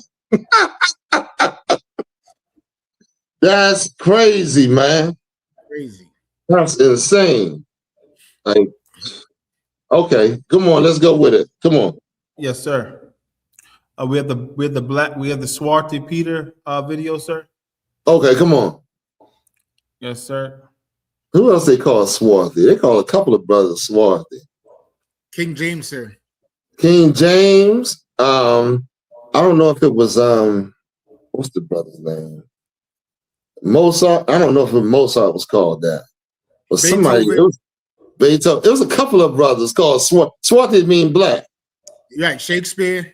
Mm-hmm. Shakespeare. Go ahead. I'll play it, sir. Play it, please. Yes, sir. Then sometimes there's this. This is Zwarte Piet, and that's Dutch for Black Pete, and he's St. Nicholas's traditional assistant. He's the guy who carries all the presents around and punishes all the bad kids. You can kind of think of him like one of Santa's elves, except he is a blackface caricature. Black Pete has painted black skin and big gold hoop earrings and oversized red lips, and he wears colorful Renaissance-era clothing. Throughout Belgium and the Netherlands, people dress up as Black Pete around St. Nicholas Day. This is what that looked like in 1930 in a small town north of Amsterdam, and in 1970 at a local gym, and in 2006 at an elementary school, and in 2014 at a parade. I grew up with this tradition in Belgium. People dressed up as Black Pete, and St. Nicholas would come visit my school and take pictures and pass out candy. But Black Pete is a racist caricature. It's a remnant of the Netherlands' colonial past, and this tradition is now at the center of a heated political debate. It's a bit disturbing to realize that you have enjoyed as a child something that now turns out to be problematic. That's disturbing. And so they said, don't mess with my memories. Those in the Netherlands who defend Black Pete argue that it can't be changed because it's a tradition that's been around forever. The Prime Minister even made this argument when he was asked about it at a nuclear security summit in 2014. Because what I said is that Black Pete is black, and I cannot change that, and because the name is Black Pete. This is a old children's tradition, Sinterklaas and Zwarte Piet, Black Pete, and it is not green Pete or brown Pete, it is Black Pete, so I cannot change that. On top of that, you'll hear a lot of people say that the black face paint is okay because it doesn't represent skin color. Instead, it's just soot from the chimney. But historically, neither of those defenses is actually true. Zwarte Piet was originally written as a black slave character, and the blackface tradition was invented fairly recently. Though St. Nicholas folklore had been celebrated since the Middle Ages, there was no slave character involved until 1850, when this guy... How long is this? We had... I thought it was a couple of minutes. Yeah, it's a couple of minutes, but we had a minute 30. We had 1 minute 30. We can stop it here. That's enough. That's enough of that. Yes, sir. Did we get to the main point? Yeah, about Black Pete? Yes, sir. We did get to the main point. Okay, all right. Y'all see. Did we Go get ahead. to the lump of coal, sir? The who? The lump of coal? No, we didn't probably get to that. I don't know. I could read it, I think. If I could Yeah, find please read it. Sir. Let me pull it up. Black Pete or Swarty Pete. Let me go back. All right. Grab Jeremiah 10. Yes, sir. Slacker, sir, I got it. The term Black Peter can refer to two very different stories. The Dutch folklore character Swarty Pete, a controversial assistant to St. Nicholas, and the adventure of Black Pete. Swarty Pete is the helper figure with black face, who is now the subject of debate. I'm trying to find where it says about the lump of coal. Basically, they're saying that when Santa Claus come and visit you, the good white children got gifts. But if you was naughty or bad, you got a lump of coal, and Black Pete or Swarty Pete is the one that dish out the punishment, basically, sir. So the white Santa, a white Santa was known for good, and the black one would give you the coal. They had to make him black, in other words. You know what I'm saying? That's just racist propaganda right there, bro. These whole when the Lord said in the curses that they will call you bywords and all that. You know what I mean? This is exactly the type of people the character these people are in. You know what I mean? Even though they are the disgusting ones of the earth. They are the filth of the earth. You know what I mean? Go ahead. Yes, sir. This is the book of Jeremiah. And go ahead. Sorry. Chapter 10 and verse 1. Hear ye the word which the Lord speaketh unto you, O house of Israel. O house of Israel. You know what I mean? He's speaking to his chosen people, blacks, Latinos, and Native Americans. Read. Verse 2. Thus saith the Lord, learn not the way of the heathen. Let's read that again. Learn not the way of the heathen. From the top. Thus saith the Lord, learn This not. is what the Lord say. This is what God said. You think he will say something astronomical or give you something that takes a while to figure out? Very easy. Read. Thus saith the Lord, learn not the way of the heathen. Don't learn the heathen's way. This is a heathen custom right here that our people have learned and they are practicing today. And it's against God. God said to learn, thus saith the Lord. This says the Lord. Don't learn the heathen's way. Read on. Learn not the way of the heathen, and be not dismayed at the signs of heaven. Okay, do we not dismay? What does it mean to be dismayed?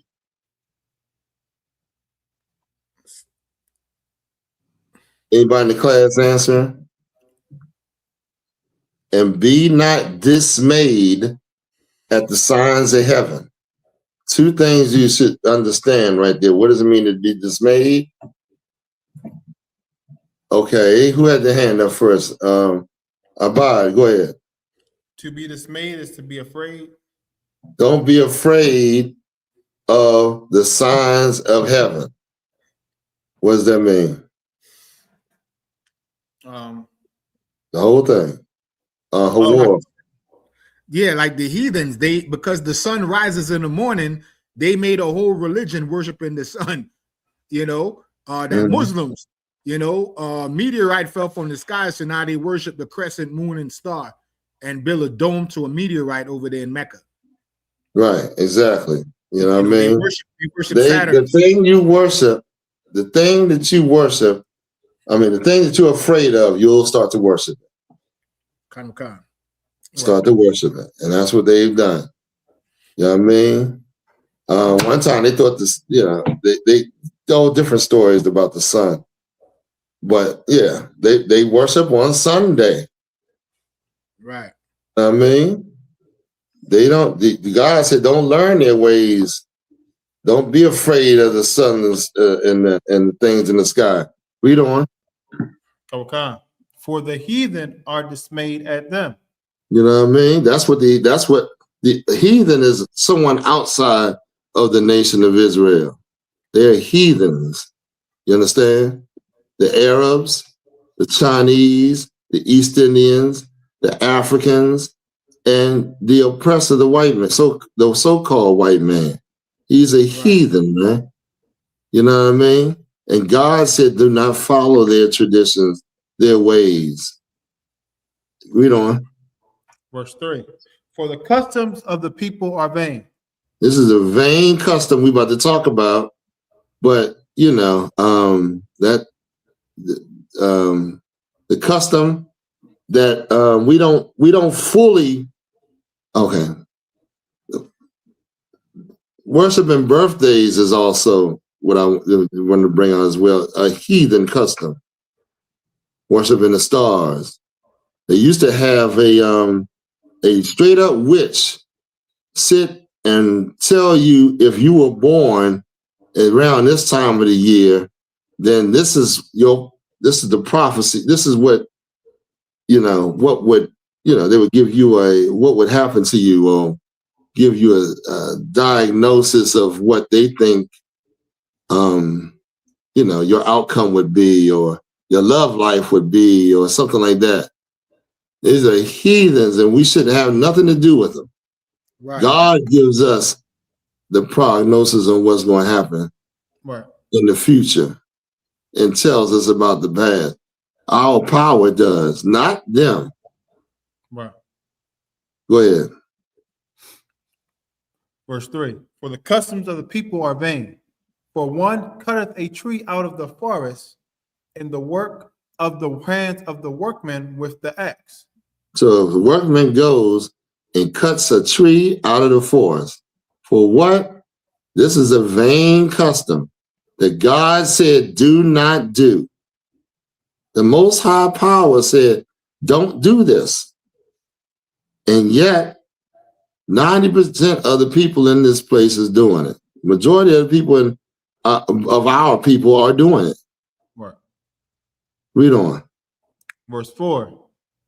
They deck it with silver and with gold. Read that again. They deck it with silver and with gold. So here it is. A workman go out in the forest with an axe, and he cuts down the tree.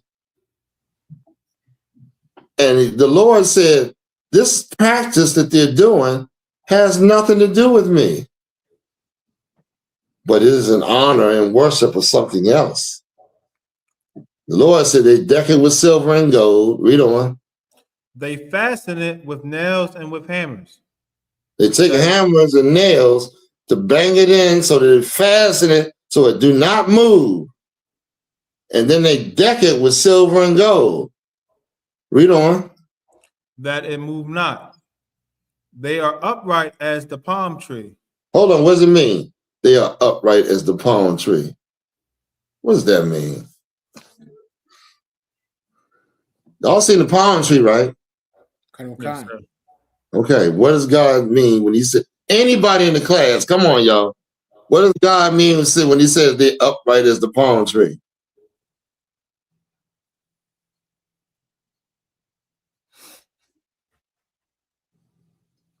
You want to break down the Christmas breakdowns of people. You don't know what it means when it says that? A palm tree is what? It stands what? When people see palm trees together, what do they think? Go ahead. Anybody in the class first?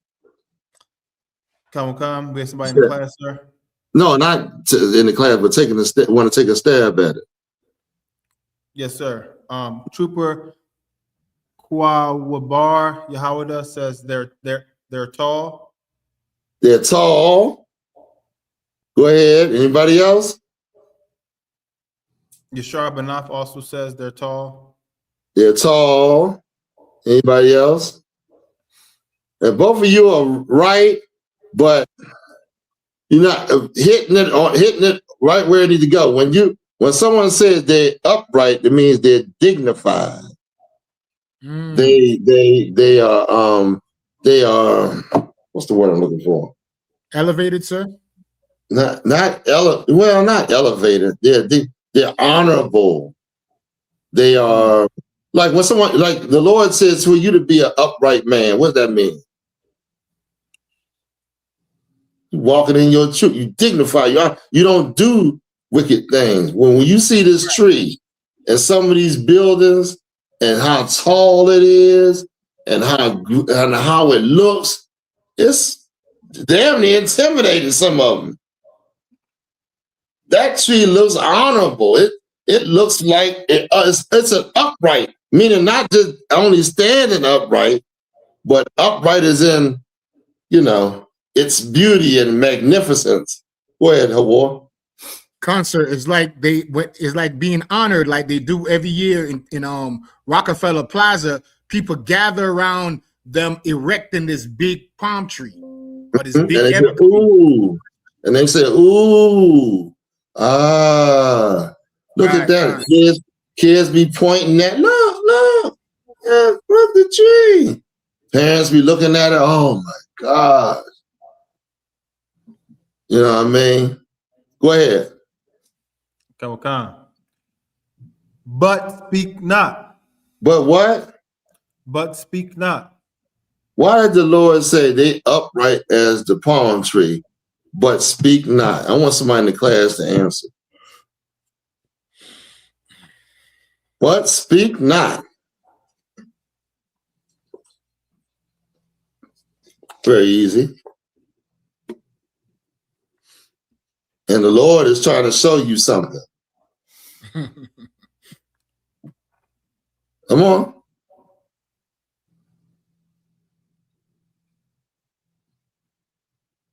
All right. Anybody want to take a stab at it? Go ahead, Abad. Yes, sir. Though they appear to be like dignified and with shocking value, they can't do anything. They speak not. They can't. Yeah, they can't tell you any wisdom or knowledge. They can't. It's a dead tree, cut from off its roots or whatever, and you're acting like the damn thing is alive. You're singing to the goddamn tree, oh Christmas tree, how beautiful your branches and all that. You going to decorate the tree. You're placing gifts under the tree. You're acting like this tree is alive. That this tree is going to whoop your ass if you don't give it something. You know what I mean? You give that tree gifts. What you giving the dead tree gifts for? Don't the gifts go to the people? I mean, they're going to go to the people eventually, but first you give that tree a gift. That's something. Go ahead. They must needs be born. What does that mean? They must needs be born. In the class, I'll be shocked if anybody in the class get it. What does it mean to be born? Not talking about the mother's womb, but go ahead. Anybody, you want to take a shot at Abad or Hawar? Hawar, go ahead. It needs to be carried, sir. It needs to be carried. This tree can't walk. You got to carry this tree. It ain't alive. Right. You know what I mean? Can't tell you anything, can't walk. God said, here I am, a living God, and you honoring and worshiping something that ain't alive. Read on. Because they cannot go. Keep going. Be not afraid of them, for they cannot do evil. Neither also is it in them to do good. It's not in that tree to do good. You're expecting that tree to do good. You are crazy as hell. You crazy. Something wrong with you. You're looking at a tree like it's going to do good, do something nice for you. It might just burn your goddamn house down because it's too damn dry. Right. You know what I mean? That's what we got to understand. These heathens, that's called idol worship. Right. It's idol worship, man. You understand? Just like going out there to that stone statue of Martin Luther King is idol worship. Y'all worship that Babylonian priest. That Babylonian priest, Martin Luther King said, all people join hands together and build the Babylon to go against God, because God never said that. Get it for me. Give it for me. Yes, sir.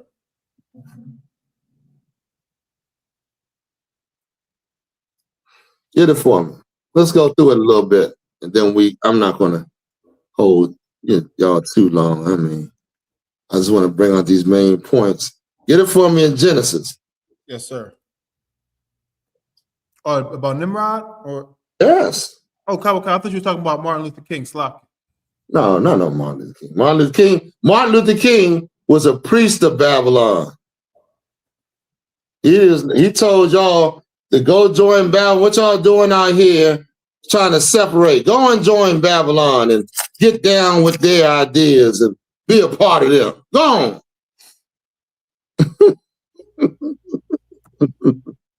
You know what I'm saying? That was Martin Luther King. He loved the Babylonian freaks. He loved Babylonian freaks, i.e. the white woman. You understand? She does whatever she freaks anybody to try to get them to join. Y'all didn't never notice that? The East Indians are freaked out by that white woman. They all in here thinking that they got it, you know, that the white man loves them and all that.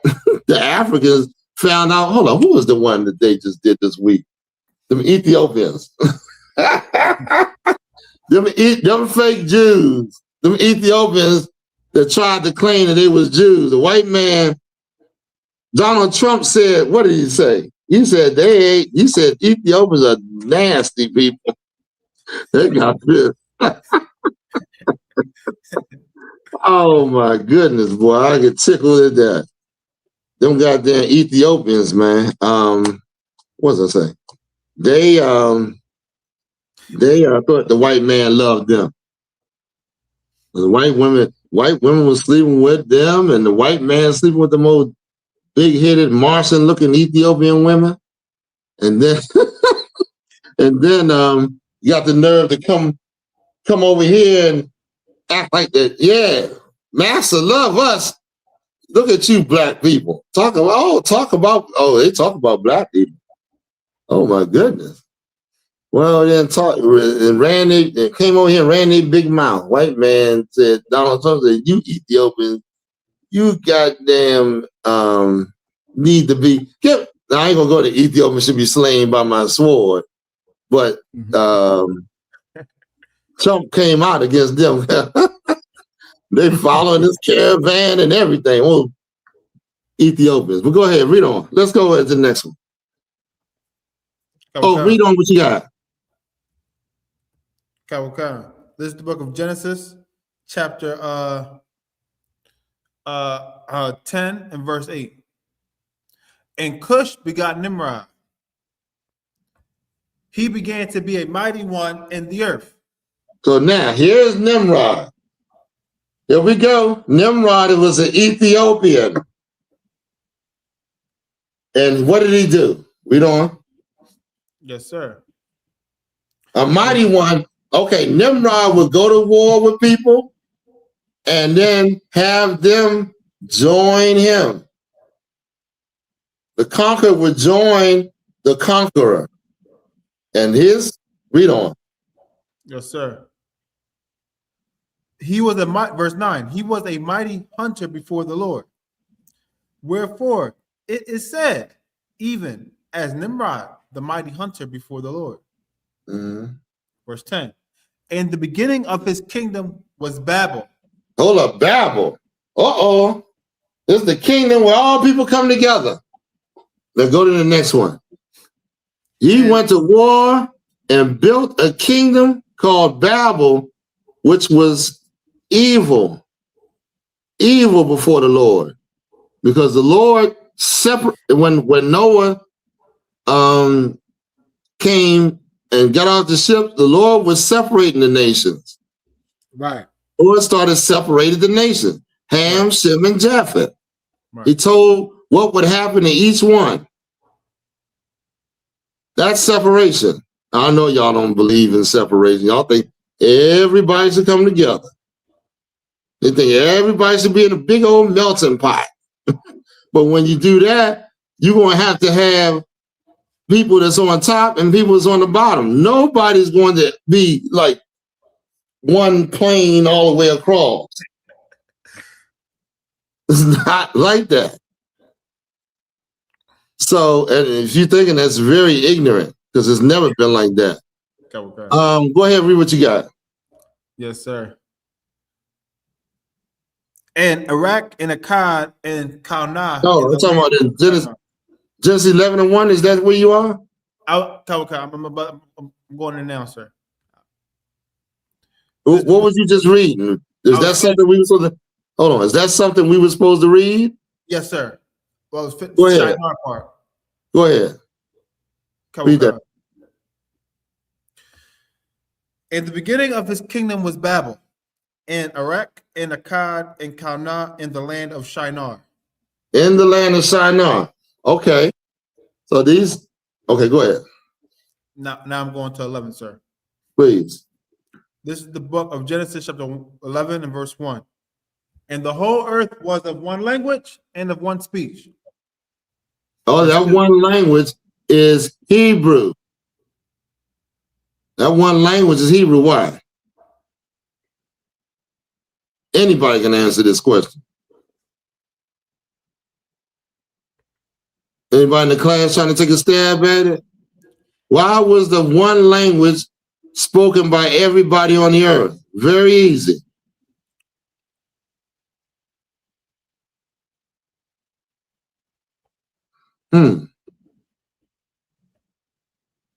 Okay. Nobody yet?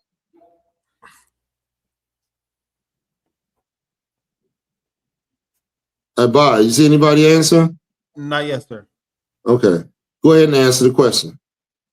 Yes, sir. Because of Adam, sir? Because Noah was a 10th generation descendant from Adam. Adam was the creator of the Hebrew language. So when the Lord flooded the earth and then started populating the earth again, everybody came from Noah. They learned the language of Adam through Noah. So no, everybody was of one language. This is what your oppressor wants to do. He wants to bring a one world order. Everybody underneath him learning his ways, his customs, his beliefs, and everybody speaking the same language, which is his languages, and worshiping him. That's what he wants.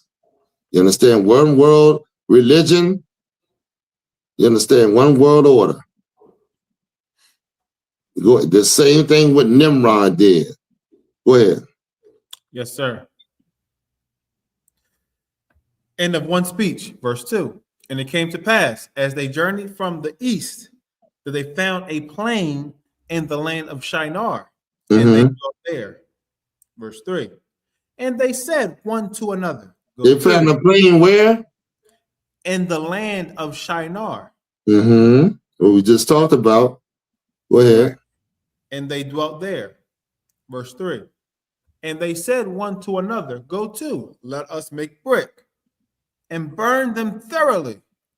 And they had brick for stone, and slime they had for mortar. Verse 4. And they said, go to, let us build us a city and a tower, whose top may reach unto heaven.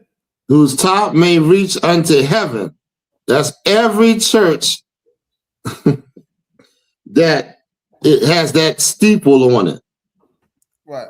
Who's like it's damn near like their top is trying to reach into heaven to say something to God. To tell God that they going against it, they're challenging God. It's like, I'm against you. It's down there like they stick their finger up at him. They changed the Christ to a white boy. They done put the cross all over the church. A cross, please. They done taught Babylonian religion. My God. They done worship the sun. They did everything they can in that damn church. They done worship these pagan holidays. Everything they can, thinking that they worshiping God. Right. They're thinking, can you imagine? Go ahead, Abad. I was going to say they enslaved God's people. Enslaved God's people. Took the land God loves. Did everything they can possibly think of to erase God from your mind and put them in your mind instead. Why you think things are happening the way they are? You know what I mean? They getting all the goddamn love, and we getting all the goddamn hate. Go ahead. Verse 4. And they said, go to, let us build us a city and a tower whose top may reach unto heaven, and let us make a name. Let us make us a name. They wanted to make a name so they wouldn't be scattered, separated no more. They know that the Lord did not want them to come together. That's what the name was about. They knew the Lord don't want them to come together. They said, hey, let us make us a name so we won't be scattered. Read that part again. And let us make us a name, lest we be scattered abroad upon the face of the whole earth. You see that? That's straight rebellion. You know God separated, they knew God separated them after Noah. Right. His sons. They knew that. Because that's why they said this. Right. Go ahead. They also knew that God gave orders to different nations. Meaning, what am I trying to say? That they knew you were going to rule over the whole earth. They didn't want that. They knew the God's people was prophesied to run the earth for God, underneath him. You understand? And so they went about, and during the time of Babel, Abraham and his people were sitting on the bottom of Babylon. They were on the bottom. You understand? While Nimrod gathering all nations, Abraham and his people were sitting on the bottom. Abraham and his family were sitting on the bottom. You understand? Because they wanted to oppress God's people so they can have their way on the earth. Go ahead, please. Salaki, sir, if I could. Go ahead. That's how you know the Bible is true, because this is the same path that America is on. Exactly. Every time in the earth that nations try to get together, the Lord come through with destruction. He did it with Sodom and Gomorrah. He did it with the time of Noah. He did it at the Tower of Babel. And now America and the United Nations, the same thing is going to happen. They're trying to build a tower or try to go where the Most High is at. That's right. Every time it goes into the mind of man to do that, the Lord warns his people to get ready for the destruction that's coming. That's right. That's right. Most High in Christ. Give him a hand. Good job. That's why they worship Christmas. Hold on one second. That's why they worship Christmas. Right. They worship Nimrod because they want to do the exact thing Nimrod did. They want to finish it. And we sit up there worshiping Christmas right with them, thinking that it's about a good time and presents and all that. Go ahead, Hawar. Slack, sir, real quick. Obadiah 1:4. Though thou exalt thyself as the eagle, and thou set thy nest amongst the stars. That's right. The same thing you're reading about Babel, sir. Salakia. Most High in Christ. Babylon built a tower to God. Now he going up there. He's trying to march up to God to try to challenge him. He want to go from planet to planet, seek out any life, and then try to challenge God. But he's not going to ever. He's going to never, ever, ever, ever, ever be able to confront the Most High. Right. Most High has his number, man. He knows what he is, what he's all about. Right. Okay, go ahead. Abad. Yes, sir. Verse 6. Verse 5. And the Lord came down to see the city and the tower which the children of men builded. Verse 6. And the Lord said, behold, the people is one, and they have all one language. In this they begin to do. And now nothing will be restrained from them, which they have imagined to do. Yeah, they can all talk to each other and say, listen, let's do this, let's do this. And then start exchanging ideas. And can you imagine a man with one language? My goodness, you think things going fast now. Things happen fast, man. Like the plane, they thought about the plane, they got the plane. They thought about this, what else? Give me an example of some things that have came like the car, different. I mean, just all kind of things, whatever you can imagine. Right. Imagine if they was of one mindset. Because if you're in one language, one mind, you thinking alike, you all want to get together and do the same. Your vision is the same. My God, we probably be, you know, who knows? We probably be rotating, going. I can't even. Probably marching up to the sun by now. Who knows? I don't know. What'd you say? So, like you said, they invented the nuclear weapon that's ultimately going to bring about the Third World War. That's right. That's right. And the knowledge comes, and all the knowledge that they have come from the Lord. Right. And the Lord giving them the understanding to do this thing. Just to, you know, and when you think about it, it's to prove that you're evil. It's like, I need to know, the Lord is such a just power. He gives them the knowledge to say, listen, to prove that they will be unrighteous, even though he knows they're going to be unrighteous. That, you know what I'm saying? Let's go ahead.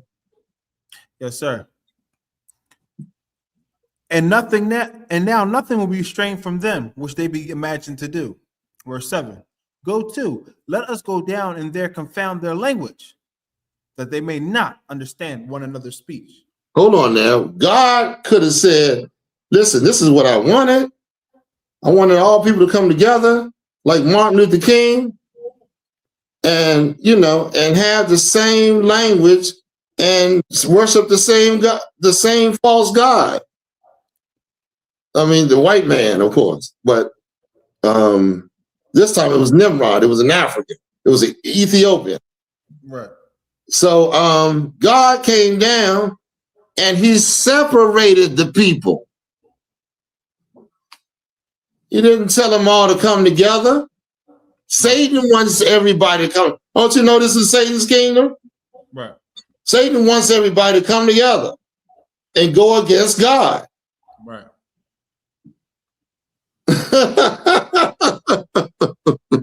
Go ahead, read on. Come on. So the Lord scattered them abroad from thence, from the face of all the earth, and they left off to build the city. Verse 9. Now they can't all communicate like and be super productive. Now it takes a long time because everybody is scattered, different languages, and you can't understand this bad, this, you know what I mean? So things are slowed down. God did that, man. God wants that. That's what he wants. He wants Chinese people to be with Chinese people. Right. He wants Arab people to be with Arab people, East Indian people to be with East Indian people. Right. African people with African people, white people with white people. There was no confusion, no fussing. You got your woman, you got your land, you can, you know, and black people to rule over, blacks, Latinos, and Native Americans, still black people to rule over all those people. Right. He wants them to rule over. That way things will be fair, because black people have a knack for being fair. Right. You know what I mean? For one to be just. You know what I mean? Go ahead, read on. Let's get some more. Yes, sir. You got a lot to go. And they left off to build the city. Verse 9. Therefore is the name of it called Babel, because the Lord did there confound the language of all the earth. You see that? That's what he wanted, because that's what happened. So now, where's I gonna go? Where we going after this? Yes, sir. Oh, go to the one where the priest was standing and had their backs turned towards the temple. Yes, and worshiping Nimrod. That's exactly what they're doing today. This exact same thing is happening today with your preachers and your leaders and all that. They worship Babylon. God called this Babylon, he called it Egypt and Babylon. Why he called it Egypt? Because just like Egypt, they got God's people in captivity. Just like Egypt did. Egypt got destroyed. And he calls this Babylon because their philosophy is the same as Babylon, man. Right. You understand? Go ahead. Where we at? Yes, sir. This is the book of Ezekiel, chapter 8 and verse 16. And he brought me. Go up a few verses to show what was going on. I think it was. Okay, read like 3 verses up. Yes, sir. Verse 13. He said also unto me, turn thee yet again, and thou shalt see greater abominations that they do. Stop right there. This is God talking to Ezekiel. He said he took him to the temple, I believe. Go up to the first one. Yes, sir. He starts the conversation. Salaki. Not too far. Good night. Go up like 3 verses from where you was just at. Go to 10. 8 and 10. Can I start at 9, sir, so we get the context? Go ahead, please. This is the book of Ezekiel, chapter 8 and verse 9.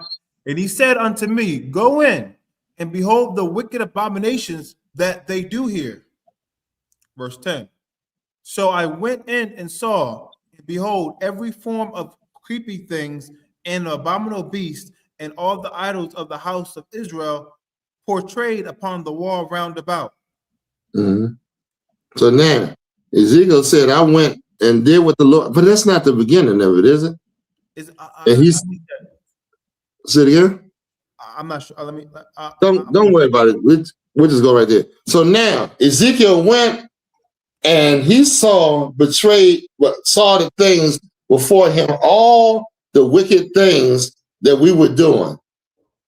Now, this is the temple. This is supposed to teach you not to do the wicked things or stop you from doing the wickedness. That's the point of having the temple, to refresh your mind on the things of God. But they were doing the wickedness. Go ahead back. Go to verse 14. Where you at?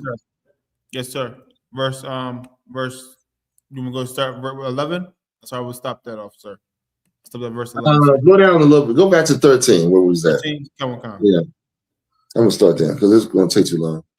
He said also unto me, turn ye yet again, and do thou shalt see greater abominations that they do. Verse 14. Then he brought me to the door of the gate of the Lord's house, which was toward the north. And behold, there sat women weeping for Tammuz. And what was they doing? Weeping. Tammuz is who? There's somebody in the class. Anybody in the class? Go ahead, Abad. Yeah, Tammuz was a false god. Yeah, but what was he? Anybody in the class?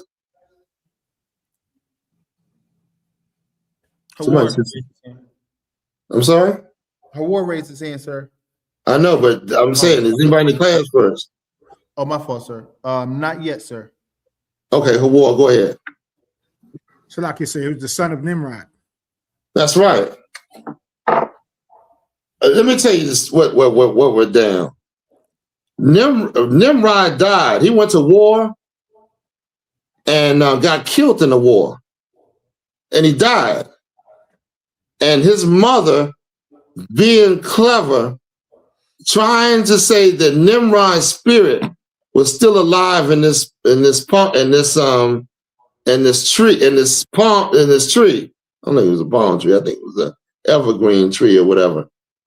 And she was telling the people to bring gifts to honor Nimrod, because the spirit was still, even though it was the winter, Nimrod, this tree was still alive.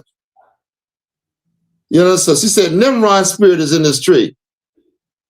Well, she also got pregnant and had a baby and called that baby Tammuz and had everybody worship that baby because that was who?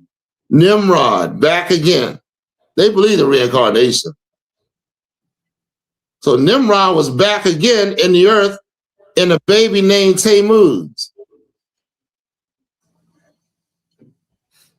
And the women, our women was worshiping Babylon, but they didn't think they worshiped Babylon. They think in their mind they worshiping Jesus. But the baby, like the baby in the manger, that's not Jesus. The customs they doing, God said not to do. Right. Because they're worshiping Babylon. They're worshiping Nimrod. Nimrod was born December 25th. Right. Christ wasn't born in the dead of winter. Go give me the scripture when Christ was born. The animals was out in the field grazing. Yes, sir. Christ was born during the time of the Passover, which is in April. I think it's April what? The fourth this year, third or fourth? When is the Passover this year? April 4th, sir.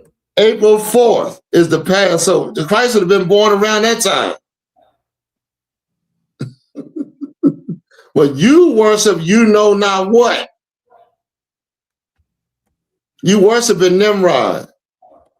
That's why you bring in gifts to the tree, just like they did. And you're doing this, and white people want to practice the same customs Nimrod did to bring the whole earth under one religion and worship them. That's why you can't. Well, how the hell are you gonna tell me Christians don't worship white people? Your man is sleeping with a white woman. Your woman is with a white man. You got the goddamn cross that they was hanging black people on around your goddamn neck. And you don't know you worshiping white people? Well, come on, give me where we at. Okay. We got to hurry up and get in the class soon. Yes, sir. This is the book of Luke, chapter 2 and verse 7. And she brought forth her firstborn son and wrapped him in swaddling clothes and laid him in the manger because there was no room for them in the inn. Verse 8. And there was in the same country shepherds abiding in the field, keeping watch over their flock by night. Now, wait a minute. Why were the shepherds out in the field watching their flock? They're having their flock grazing at night. When if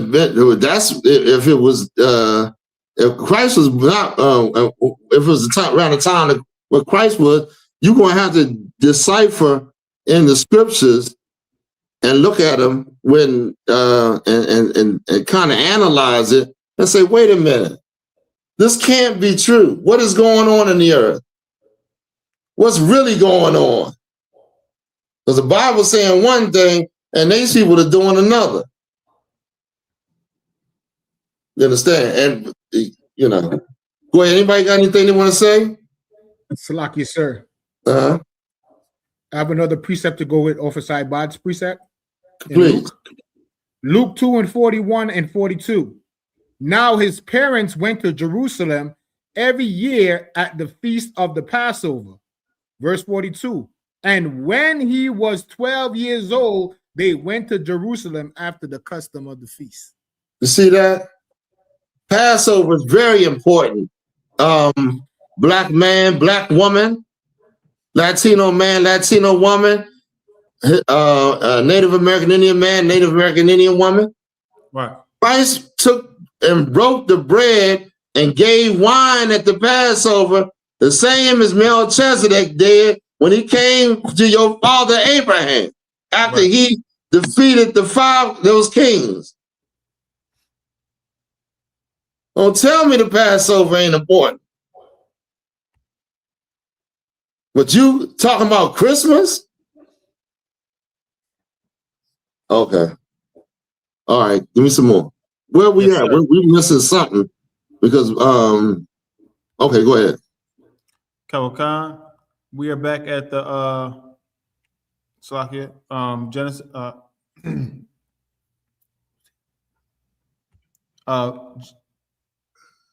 Hawar, did you have something you was holding? I can't remember exactly. Oh, the other video Hawar had. Okay. Oh, hold on 1 second, Abad. Did you hold something, Hawar? Nah, sir. Okay, I thought I told you to hold something for me. Okay. Real quick. Go ahead, Abad, what you saying? I was saying we have the other video of Hawar's the origin of Christmas. Okay, go ahead. Let me hear that. Khan. Yes, sir. And what's the scripture that was we was using on the what's the name? Abad? Oh, just now? No, Deuteronomy 32 or something, 16 or something like that. Oh, yes. Deuteronomy 32 and 16. Yes, sir. Okay, give me that. And there's something else I wanted to hit. But I'm gonna shorten it up anyway. Go ahead and play the video. Yes, sir. Time of joy, lights, and family traditions. But what if I told you that the story behind this beloved holiday is far darker than you've been led to believe? Christmas, as we know it today, didn't begin in a stable in Bethlehem, but in a kingdom of rebellion, led by a tyrant named Nimrod, a figure whose shadow looms over history, myths, and religions alike. Long before Christ, Nimrod, a powerful and ruthless ruler, defied God and established what would become humanity's first organized rebellion against divine authority. According to legend, after his untimely death, his mother, Semiramis, claimed that an evergreen tree miraculously grew overnight from a dead stump, symbolizing the rebirth of Nimrod as a god. And every year, on December 25th, the anniversary of his birth, gifts were placed beneath this tree in his honor. Sound familiar? This wasn't the spirit of joy and peace. It was the spirit of revelry, indulgence, and even blood sacrifices, practices that predate Christianity by centuries. According to historian Alexander Hislop, the Yule log symbolizes the death of Nimrod, while the Christmas tree represents his resurrection as a sun god, a practice deeply rooted in ancient paganism. As Christianity spread, the Roman Empire faced a dilemma: how to convert pagans who were deeply attached to their festivals. The solution? Merge these pagan celebrations with Christian symbolism, creating what we now call Christmas. The Saturnalia, a Roman winter festival filled with feasting, gift-giving, and merrymaking, became the foundation of the holiday. December the 25th, originally marking the return of the sun, was rebranded as the birth of Christ. But make no mistake, this was no innocent merger. Even early Christians were skeptical.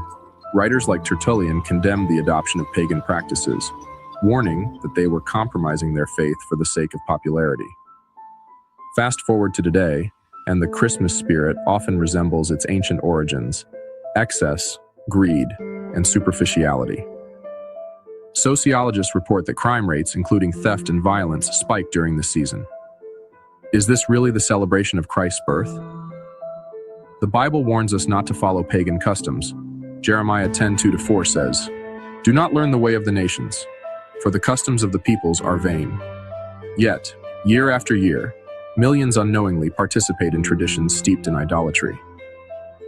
So where does that leave us?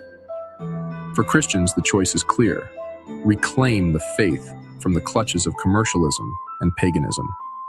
As Jesus said, "This people honors me with their lips, but their hearts are far from me." Matthew 15:8. Christmas is not a celebration that Christians should embrace.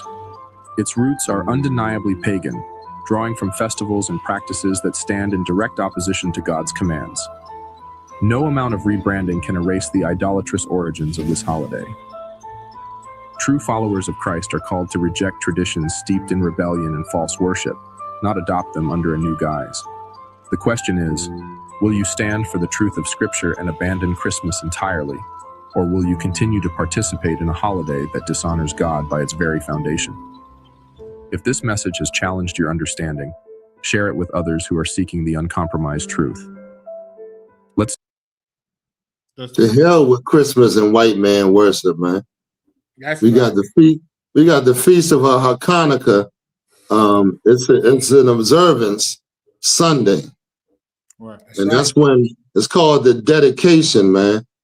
And that's when we went to war against them Greeks, them white Greeks, after they started sacrificing pig and doing all kind of abominations in our temple.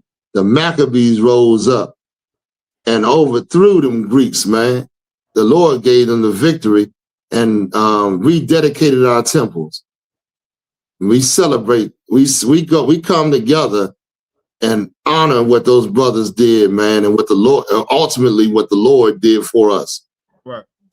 You understand? That's an observance right there. But it is wonderful for Black people to acknowledge and choose their own rather than choose this garbage right here. Right. Anybody got anything else they want to add on to this? Listen, we love coming up in this class, man, and breaking a little bit down. You understand? We gonna always say the water to you from coming up in this class. I want to also thank Commander General YAHANNA. Right. You know what I'm saying? Damn right.